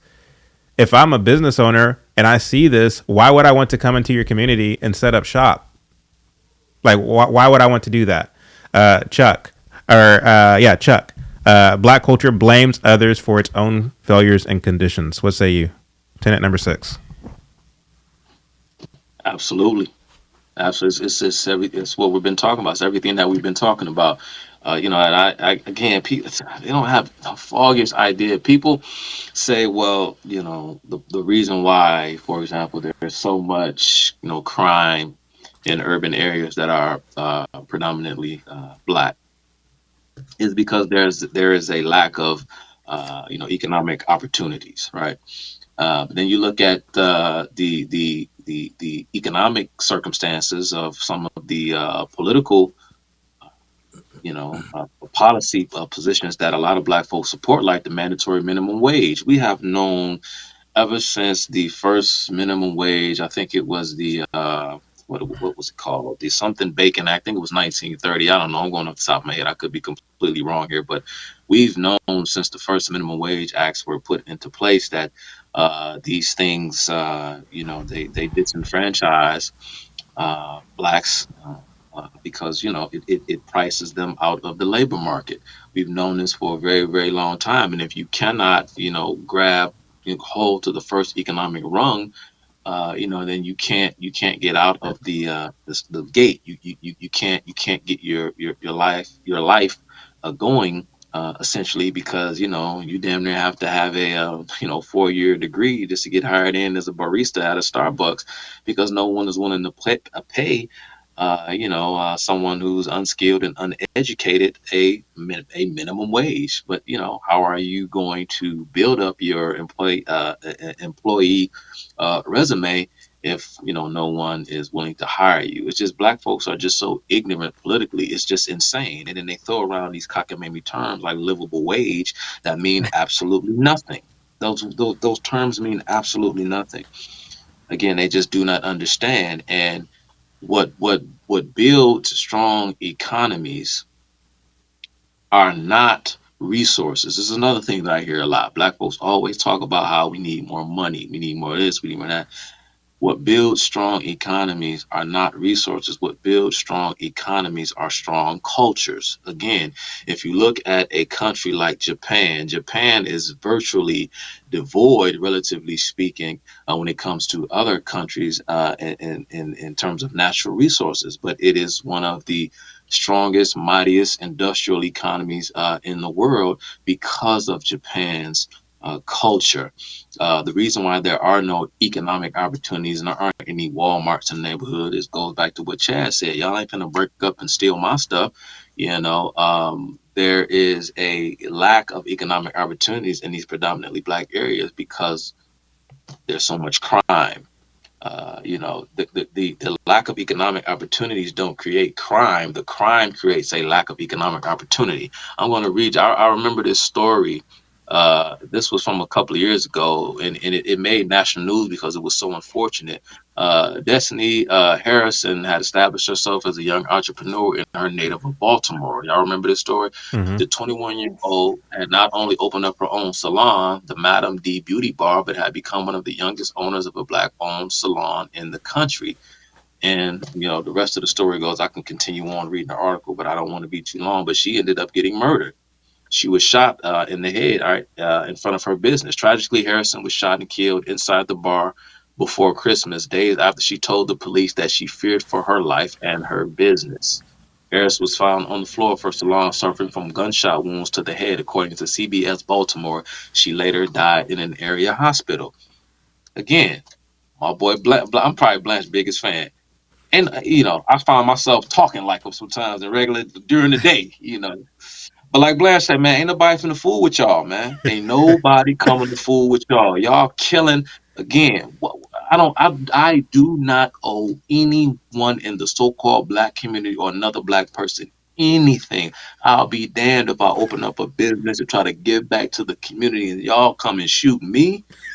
Oh my goodness. Man. I'm gonna be like, God, it was them. Don't let them in here. I'm gonna be so mad. I'm gonna be so mad in the afterlife, looking like, dog, why did I do that? No, I'm getting as far away from y'all as possible because I'm gonna go on ahead and link up with other folk who, I have values and kind with. I don't serve this racial idol. I don't do that. So What did Blunt yeah. say? Anybody Anyway, trying to hear y'all's mouth? yeah. No. Nobody trying to hear y'all mouth, man. Y'all doing too much talking. Go Black folk ahead. always got something to say. As soon as it's just yeah, man. Yeah, go ahead, Blanche. Black culture blames others for its own failures and conditions. Again, even from the clip that Chuck was talking about, was his character named Serious Styles? Yeah. Well, anyway, Lawrence Fishburne's character in Boys in the Hood, Fury Styles, yeah, Fury yeah, Styles. Serious Styles. He basically says they bring the drugs in here, they put the liquor store on every corner, they do all of this, and I've argued this for the past 3 years. There's one or two things happening here with black people and black culture. In the Bible, since black folks want to be the chosen people, the people begged God for a king. He said, now listen now, you all don't need a king. We want a king, we want a king like them. So we see this pattern of this behavior even throughout the Bible. If we go to Adam, if we go to the first man, they're gonna say the first man is black. What was Adam's biggest problem? He was a coward. What was Eve's biggest problem? God complex, ego. So again, we see these things, and my question is, if we're going to be the chosen people in the book, then we got to look at these behaviors. I don't see one area in the Bible where collectively the people, the chosen Israelite Hebrew people, ever acted right. Right. It was a constant tug of war between them and God, whether they got freed, whether they got saved. Even the prophets. Jonah's supposed to go somewhere. He said, I ain't going. He got to sit in the belly of a whale for 3 days just to go somewhere he should have went 3 days prior. It's foolishness. This is a constant tug of war between the chosen people and God. Now we fast forward and we got a man Blanche, mad at Walmart. Blanche, where do you get the skill from where you're able to tell the truth and do it in such a hilarious way? Like, where do you get that from? I don't know. Maybe my grandfather. I don't know. I didn't mean to cut you off. It just But you make it look so effortless. This guy is mad at Walmart because they're closing stores due to crime in the black neighbor community. This doesn't even make any sense. He's saying we need jobs, we need this, we need that. But Walmart needs to make a profit though. For you to have a job, they got to make a profit. Y'all can't be. I know because I know what they do at Walmart. They shipping stuff out the back. They telling their people to come here at this time to rob it. We know what they doing at Walmart. We know what they doing. So Walmart looks at the numbers and says, listen, we're losing money on 4 of these stores. And what's the common denominator? When they go look at the camera, everybody walking into them stores is a Negro. So when we talk about accountability, Chuck said it. He said, a victim by nature has no accountability. So if you think about it, they're telling black people that you are victims. Inadvertently, that makes you unaccountable. If you're unaccountable, then you can be controlled by anybody. Think about it. What made black people pick Biden over Trump? Was it policy? No. Was it performance? No. What was the real reason? The real reason was accountability. Once Trump said, "What have you got to lose? Pull yourself up by the bootstraps," that put the onus on black people. That said, you are in control of what's going on. What do you have to lose is a powerful statement because he's saying you have the potential to control what's going on. Biden said, "I'm coming to save you from evil, wicked white men," even though I'm white. Black people bought that hook, line, and sinker because they had to be accountable. The whole thing was get Trump out of office. And I'm not saying that Trump is the answer or Biden isn't the answer. What I'm saying is the mentality of the person was accountability on this end and victim on this end. Biden said he's coming to save the soul of America. He needs to get up his black voters. If you don't vote for me, then you ain't black. All this stuff feeds into the black victim mindset. And so I go back to the Bible and I look at people like David. David was a mighty man of God, but he was also foolish. Solomon was the wisest man, but he was also very foolish. Adam was the first man, but he was also foolish. So we look throughout the Bible and we see this double-minded tug of war with the quote-unquote chosen people is present today. And in 2024, is anybody confident that black folks are going to quote unquote wake up and see that voting 100% Democrat is not going to work? I don't believe it. I believe that when it comes time to vote, accountability versus no accountability is going to be at play. So the guy is talking about Walmart. He's out there in front of the store talking about he's mad at them for closing and nobody's upset at this. It's absolutely insane. No, he didn't say stop looting, stop stealing, stop killing, stop doing crime. He said, Walmart, how dare you leave and close due to loss of profits? It's insanity. And so, yeah, if you are a victim, is it possible to be accountable? Wow. So we'll. I think, doesn't Israel mean to struggle with God? Like, doesn't it mean that? The word Israel, doesn't it mean to struggle with God? Yeah, but but Jacob, at least Jacob struggled, right? And he didn't give up. Right. And Jacob took his blessing that he got from God and he gave it to his brother that he stole his birthright from. So Jacob is, and the irony of black folks saying they from Jacob, but don't display none of his character. Because Jacob literally had to make it right with his brother. Literally, he made it right with his brother. Literally, he actually got, he actually walked with a limp for the rest of his life when he threw his hip out of socket. But my point is, he went through a lot to make it right with his brother. Black folks are saying they're coming from that lineage. I just don't see it. And so we got to be honest. This victimization mentality is getting out of control. I just saw E40 said he got thrown out of a basketball game because he's black.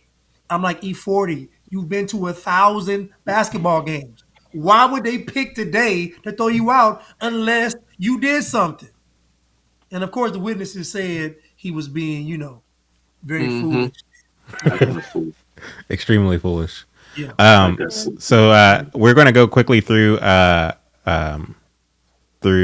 tenet number 7, and we won't get to number 8 because we did cover number 8 on a couple episodes ago, and we'll end this segment with number 7, and then I'm going to open it up. I haven't done this before. I'm going to open it up for phone calls, and I know the hour is late, so if any of the panel needs to run, I'll understand after tenet number 7. So here we go.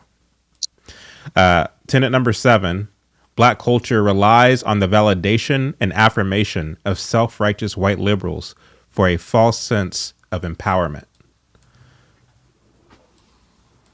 As white folks, our challenge is to constantly be figuring out how to take actions that make it clear that this environment must not be safe for racism and instead needs to be safer for people of color. Who does that guy think he is? He got some nerve, man. Who is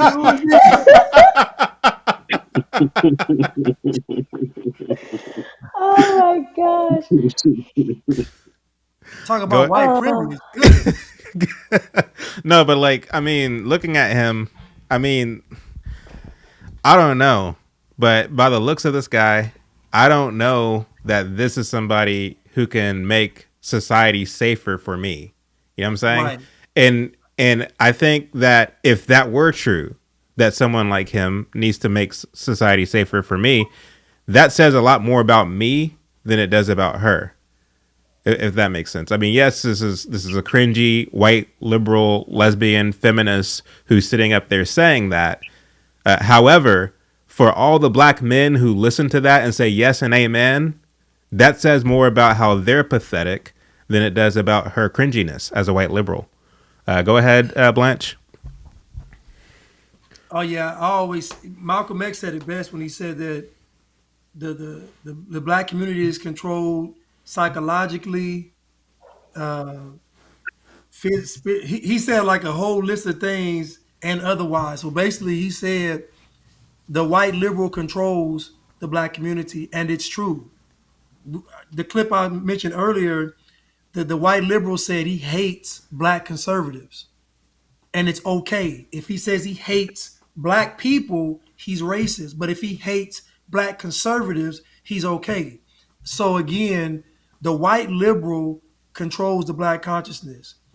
All the stuff that black people parrot when I talk to them, like at barbershops in the streets, are the exact same things that white liberals say. And I tell them, I said, a white liberal who y'all say they're all racist are saying the same thing. So the person in the clip, if that person is going to be responsible for my freedom, then it's over. If that person has to be I'm saying if a person that wants to defend me, then go ahead and let me get slaughtered. It's time for me to go ahead and get let the enemy take me. Don't protect me. Let them come let them come.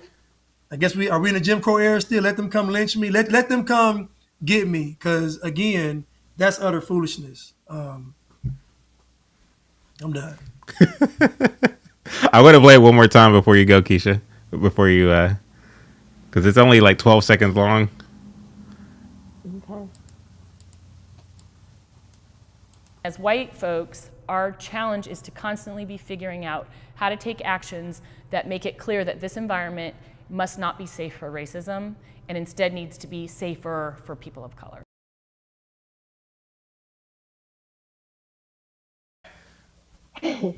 So he was definitely one of those people that were like kneeling and bowing. Did y'all see when all those white people were like they had to like chains on their neck and they were like, "We're sorry, we're so sorry, lift up every black voice," and they were just, "We apologize." I was like, I wish I would have been. I'm like, why doesn't anything why am I never around when stuff like that happens? Right. I wish I would have been there and said to every one of those, like, if you don't get your behind up off the ground, you look like a damn fool. You are a fool. If you don't get up, and the black people, like what you said, Chad, like if you that says more about the people who were like, they were like, yes, thank you, God. Oh, thank you. They're finally apologizing. It was so pathetic. And it was, I felt embarrassed for it. I was like, this is ridiculous. Like, I do not want to be associated. Like, please, I hope no white person thinks that they need to do this for me because I will embarrass you. I will. And this is ridiculous. Like, there is enough. I do not, every white person needs to know this. You are not supreme.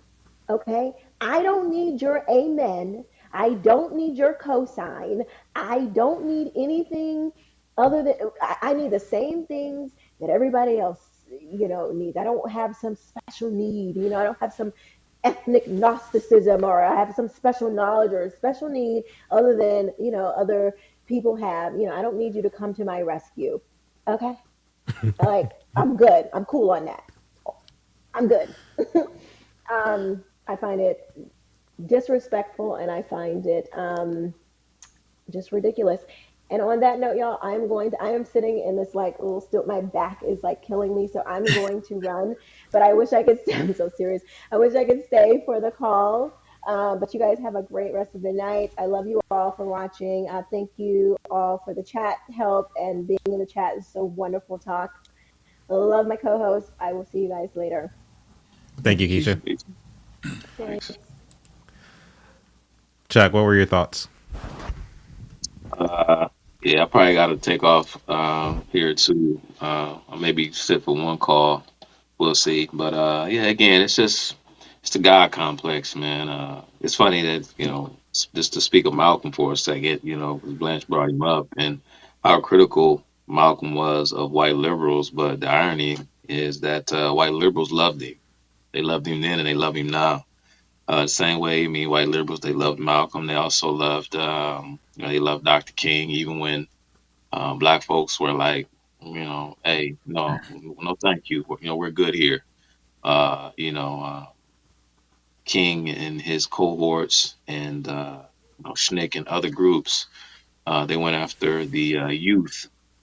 They undermined the authority of their parents by going after their children. And a lot of parents were upset with the likes of Martin Luther King and Malcolm X, particularly, and, Martin especially. And this is one of the things that I hope I'm not too off base here, but this is one of the things that brought Malcolm X and Dr. Martin Luther King into conflict because, Malcolm X agreed with, King's tactics. He didn't believe that children and women should be put in harm's way like that to be brutalized. And, a lot of parents, again, were upset about that because their children went behind their backs without their blessing or authority and joined up with a lot of these movements and attended a lot of these protests and demonstrations, again, without their parents' knowledge or permission. Because Dr. King and his group, the Southern Christian Leadership Conference, and Schnick was having a hard time getting the older blacks in the country to join their ranks. So they went after the children. But again, white liberals loved Malcolm X. But somebody once asked me, how did the left go from trying to, exterminate essentially black folks, with the likes of, Margaret Sanger, who was also, a socialist. She joined the New York Socialist Party. Seems like sort of these eugenicists are, that they're also socialists at the same time. What's the guy, John Maynard Keynes, and guy he has what Keynesian economics. He's known for his particular brand of economics that we today call Keynesian economics. He was to a eugenicist enthusiast, and so it seems as though these things always sort of go hand in hand. And again, they would also at times call themselves liberals and progressives. So how did they become trying to exterminate black folks? Because they didn't think, they believed that we were genetically predisposed to being inferior to all of a sudden by the 1950s, 1960s. There are all of a sudden, they are these champions of the black community. How did this happen? Somebody lobbied the question at me, and I just said, well, to me, it just speaks to their God complex, because ultimately black folks, and anyone else for that matter, are simply pawns in their game, because they want to see if they can create a society of perfection without the authority of a God, not a God, but the only God. That's what they want. And so again, if they say, well, here's what we must do. If we are to perfect society, then the lesser among us have to be bred out, right? And then, fast forward through World War II and all of the political changes that took place. And, we saw, with Hitler and his T4 plan and his whole war machine, What that was all about, the American left, and I have a whole breakdown about this on my YouTube channel. The American left tried to distance themselves from the likes of Adolf Hitler in the wake of World War II. But the left supported Hitler before Joseph Stalin told them not to. Anyway, whole another bag of worms. But they began to say, okay, well, since I guess exterminating black folks are out of the question, let's sort of rejigger the society in such a way that blacks can have an easier time, competing, in hopes that when it's all said and done, we will essentially prove that we can create a society perfected. So instead of exterminating them, let's prop them up. Again, it doesn't matter if it's black, doesn't matter who it is. It's the God complex of someone with a secular worldview, because they just want to create a world of perfection, be humanitizing the eschaton. They want to bring down the end times by way of human means, earthly means. And if that means exterminating, they'll do that. If that means going about all of these social justice, all these programs, wealth and income redistribution to make society perfect in their eyes, then they'll do so. Again, it's the problem of the spirit. These people rebuke God because they think they are God. Right. Hold on 1 second, Chuck. Somebody had a comment, and they questioned that white liberals love Malcolm X. Now, I'd venture to say that when you get a street sign in the inner city, a street named after you white liberals love you. But I'll let you answer that about him questioning white liberals loving Malcolm X, because he doesn't believe that. Okay. Well, white liberals, they did love Malcolm X the same way in which they love men like Stokely Carmichael. The last time I was on the show, I brought up a man who is no conservative by my estimation, by the name of Michael J. Faulkner. And he talks about how blacks in the 1960s were very upset with the white liberals that enabled men like Malcolm X to have his efforts and a lot of his rhetoric undermine law enforcement efforts in a lot of these predominantly black areas, because in the 1960s is where we began to see this explosion in inner city crime. And a lot of blacks, the book is called The Black Silent Majority. Again, the left will sit there, white liberals will sit up there and let, the radical, the ethnic radicals amongst them beat them up, not literally beat them up, and maybe they would, but, verbally abuse them and castigate them. They'll let them, because that's what they do. They look at it as a form of flagellation, how the old Christian monks used to do in centuries past, to be, stepped on and to be spit upon, and to them that's like recompense. That's them kind of trying to say I'm sorry. They loved Malcolm. White conservatives didn't.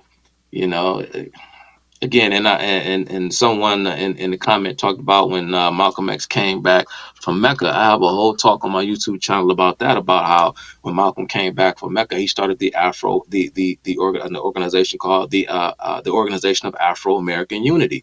Again, the Organization of Afro-American Unity was heavily inspired by a man named Kwame Nkrumah, the then president of Ghana, who created the Organization of African Unity. Kwame Nkrumah is a Marxist extremist through and through. If you do not know who Kwame Nkrumah is, look him up.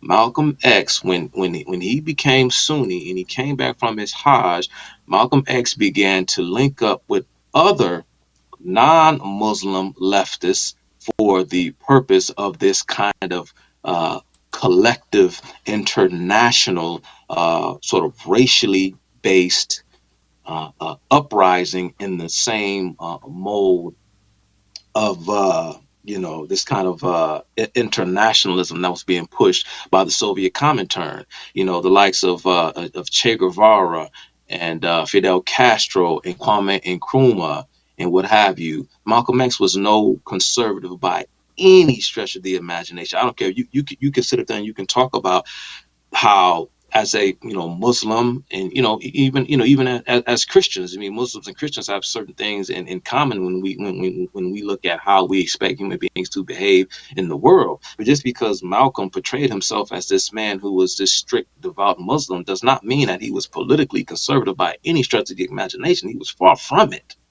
And again, these radical leftists in the 1960s, I mean, that was their comfort. They referred to themselves as liberals. Yuri Bismanov talks about this. They use the term liberal. And so, again, they and this is why, Malcolm X is one of the key figures in the Black nationalists, the Pan-African. I mean, he is one of their patron saints. There's nothing conservative. There's nothing William F. Buckley or Thomas Sowell or Friedrich Hayek, whatever conservative you want to think. There's nothing. Malcolm X is not in line or in league with any of those men. Any of those, by any stretch of imagination. I rebuke that statement. So, with that being said, man, I'm gonna have to skate, man. I guess that was my take and call, because I'm kind of too much to school night, kids and my wife, they all got to work in the morning, and I think I'm kind of keeping everybody up. So, okay. Well, thank you for coming on as always. I had somebody did call in, but I guess they couldn't hear the show, so. I had about 2 or 3 people call in so far. So anyway, did you have anything you wanted to add? So I'll get everything fixed with the call in feature before next show. Okay. Sorry about that, guys. I'm not sure what happened. I can hear you all whenever you call in, but for some reason you all can't hear us, or you can't hear the show. I thought that I was able to fix that over the span of the show, but I wasn't. So do forgive me for that. But did you want to add anything, Blanche? I am going to close it out with that montage that I played at the beginning of the show, because I think some people didn't get to see it. But yeah, what are your last words? I would just say that just based on your 8 tenets, Black culture is really anti-God, because it's anti things that God would want the man to do on this earth. I believe that, God entrusted man with the task of leading. If you think about it, it's kind of difficult to lead if you subscribe to Black culture, because at the end of the day, it's somebody else's fault. And so I think the way we remedy this is to actually build men through Christ. You have on here, Jesus saves. And to me, that is the way. If we look at how Christ lived his life, what he stood for, literally being the Word made flesh, we kind of get a good idea of what a man should be. Christ even spoke about a man's dedication to his family. How, Christ is married to the church like the man's married to the woman. So I feel like a lot of problems that we have in the Black community stem from a lack of righteous, God-fearing male leadership. Most of our men are compromised with the woke doctrine, with the victimization doctrine, with the racism doctrine, with the Black power doctrine. Most of our men are compromised by those doctrines, and it's almost impossible to lead a nation that way. And you mentioned a great point the other day. You said there aren't any Black issues. Like, there's no such thing as a Black or white issue. If it's an economic issue, the economy affects everybody.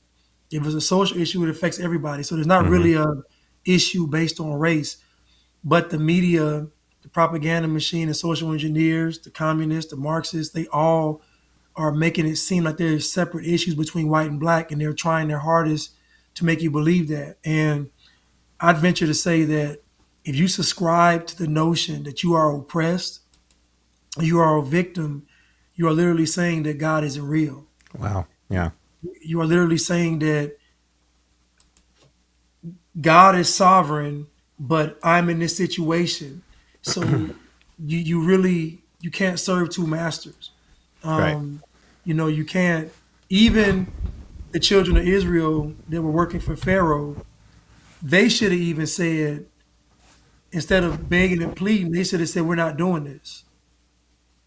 We're going to have faith. We're going to stand on what God wants. Like they should have, even their approach was still wrong because they were begging God to save them when they could have saved themselves. Just throw down your pitchforks, stop making bricks, So I just think that the tenets you laid out are great because they really expose what screams out to me with your tenets is the men, the leadership.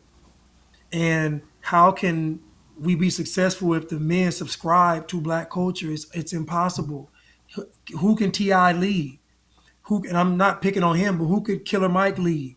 Who could Puff Daddy lead? Who can these people lead? These are people that are how can they lead if they believe they're victims? It's just impossible. Because if they're victims, like we see, they'll never be held accountable. So I think it's great. And I think cutting through the culture is great because we're shedding a light on things that don't ever get exposed to talk about. Black culture is accepted by mainstream media, accepted by everybody. Nobody is really critical of Black culture. They're critical of aspects of it, but they don't just say that it needs to be done away with in its entirety. They just pick pieces of it. And then when you jump the broom or you make some peach cobbler, then it's good. But but when somebody's getting killed or somebody's getting robbed, then it's bad. No. All of it's bad because the root of it isn't God. Right. 100%. With that, we'll close it with this montage. I hope you all enjoy. I hope you all have a good week. God bless and good night. Remember MC Hammer? We got to pray just to make it today. MC Hammer didn't curse. MC Hammer had songs about God. Like MC Hammer was like the model rapper. And they call him a sellout. I'm down with him because he's a brother and he's making his mail. But, however, he's diluting rap. You know what I'm saying? He's playing that Sambo role, and the reason everybody's buying his record is because he's no threat, and everybody want to see Sambo dance. Everything he did good, and they said he was a sellout. I get a lot of flack from the other rap artists because I refuse to rap their particular style or pretend like life is always so bad, everything is hard. So, like Chad said, we see that degeneracy is synonymous with what you would call Black culture. Because you see the things that give Black folks a good image or light, Black folks reject. Do you feel like I hate to throw all Black, because it sounds like, we're like all Black people, every part of Black culture is bad, Give me something. Keisha, just give me something that you can say, this is Black culture and we proud of it. Let's put it in a museum.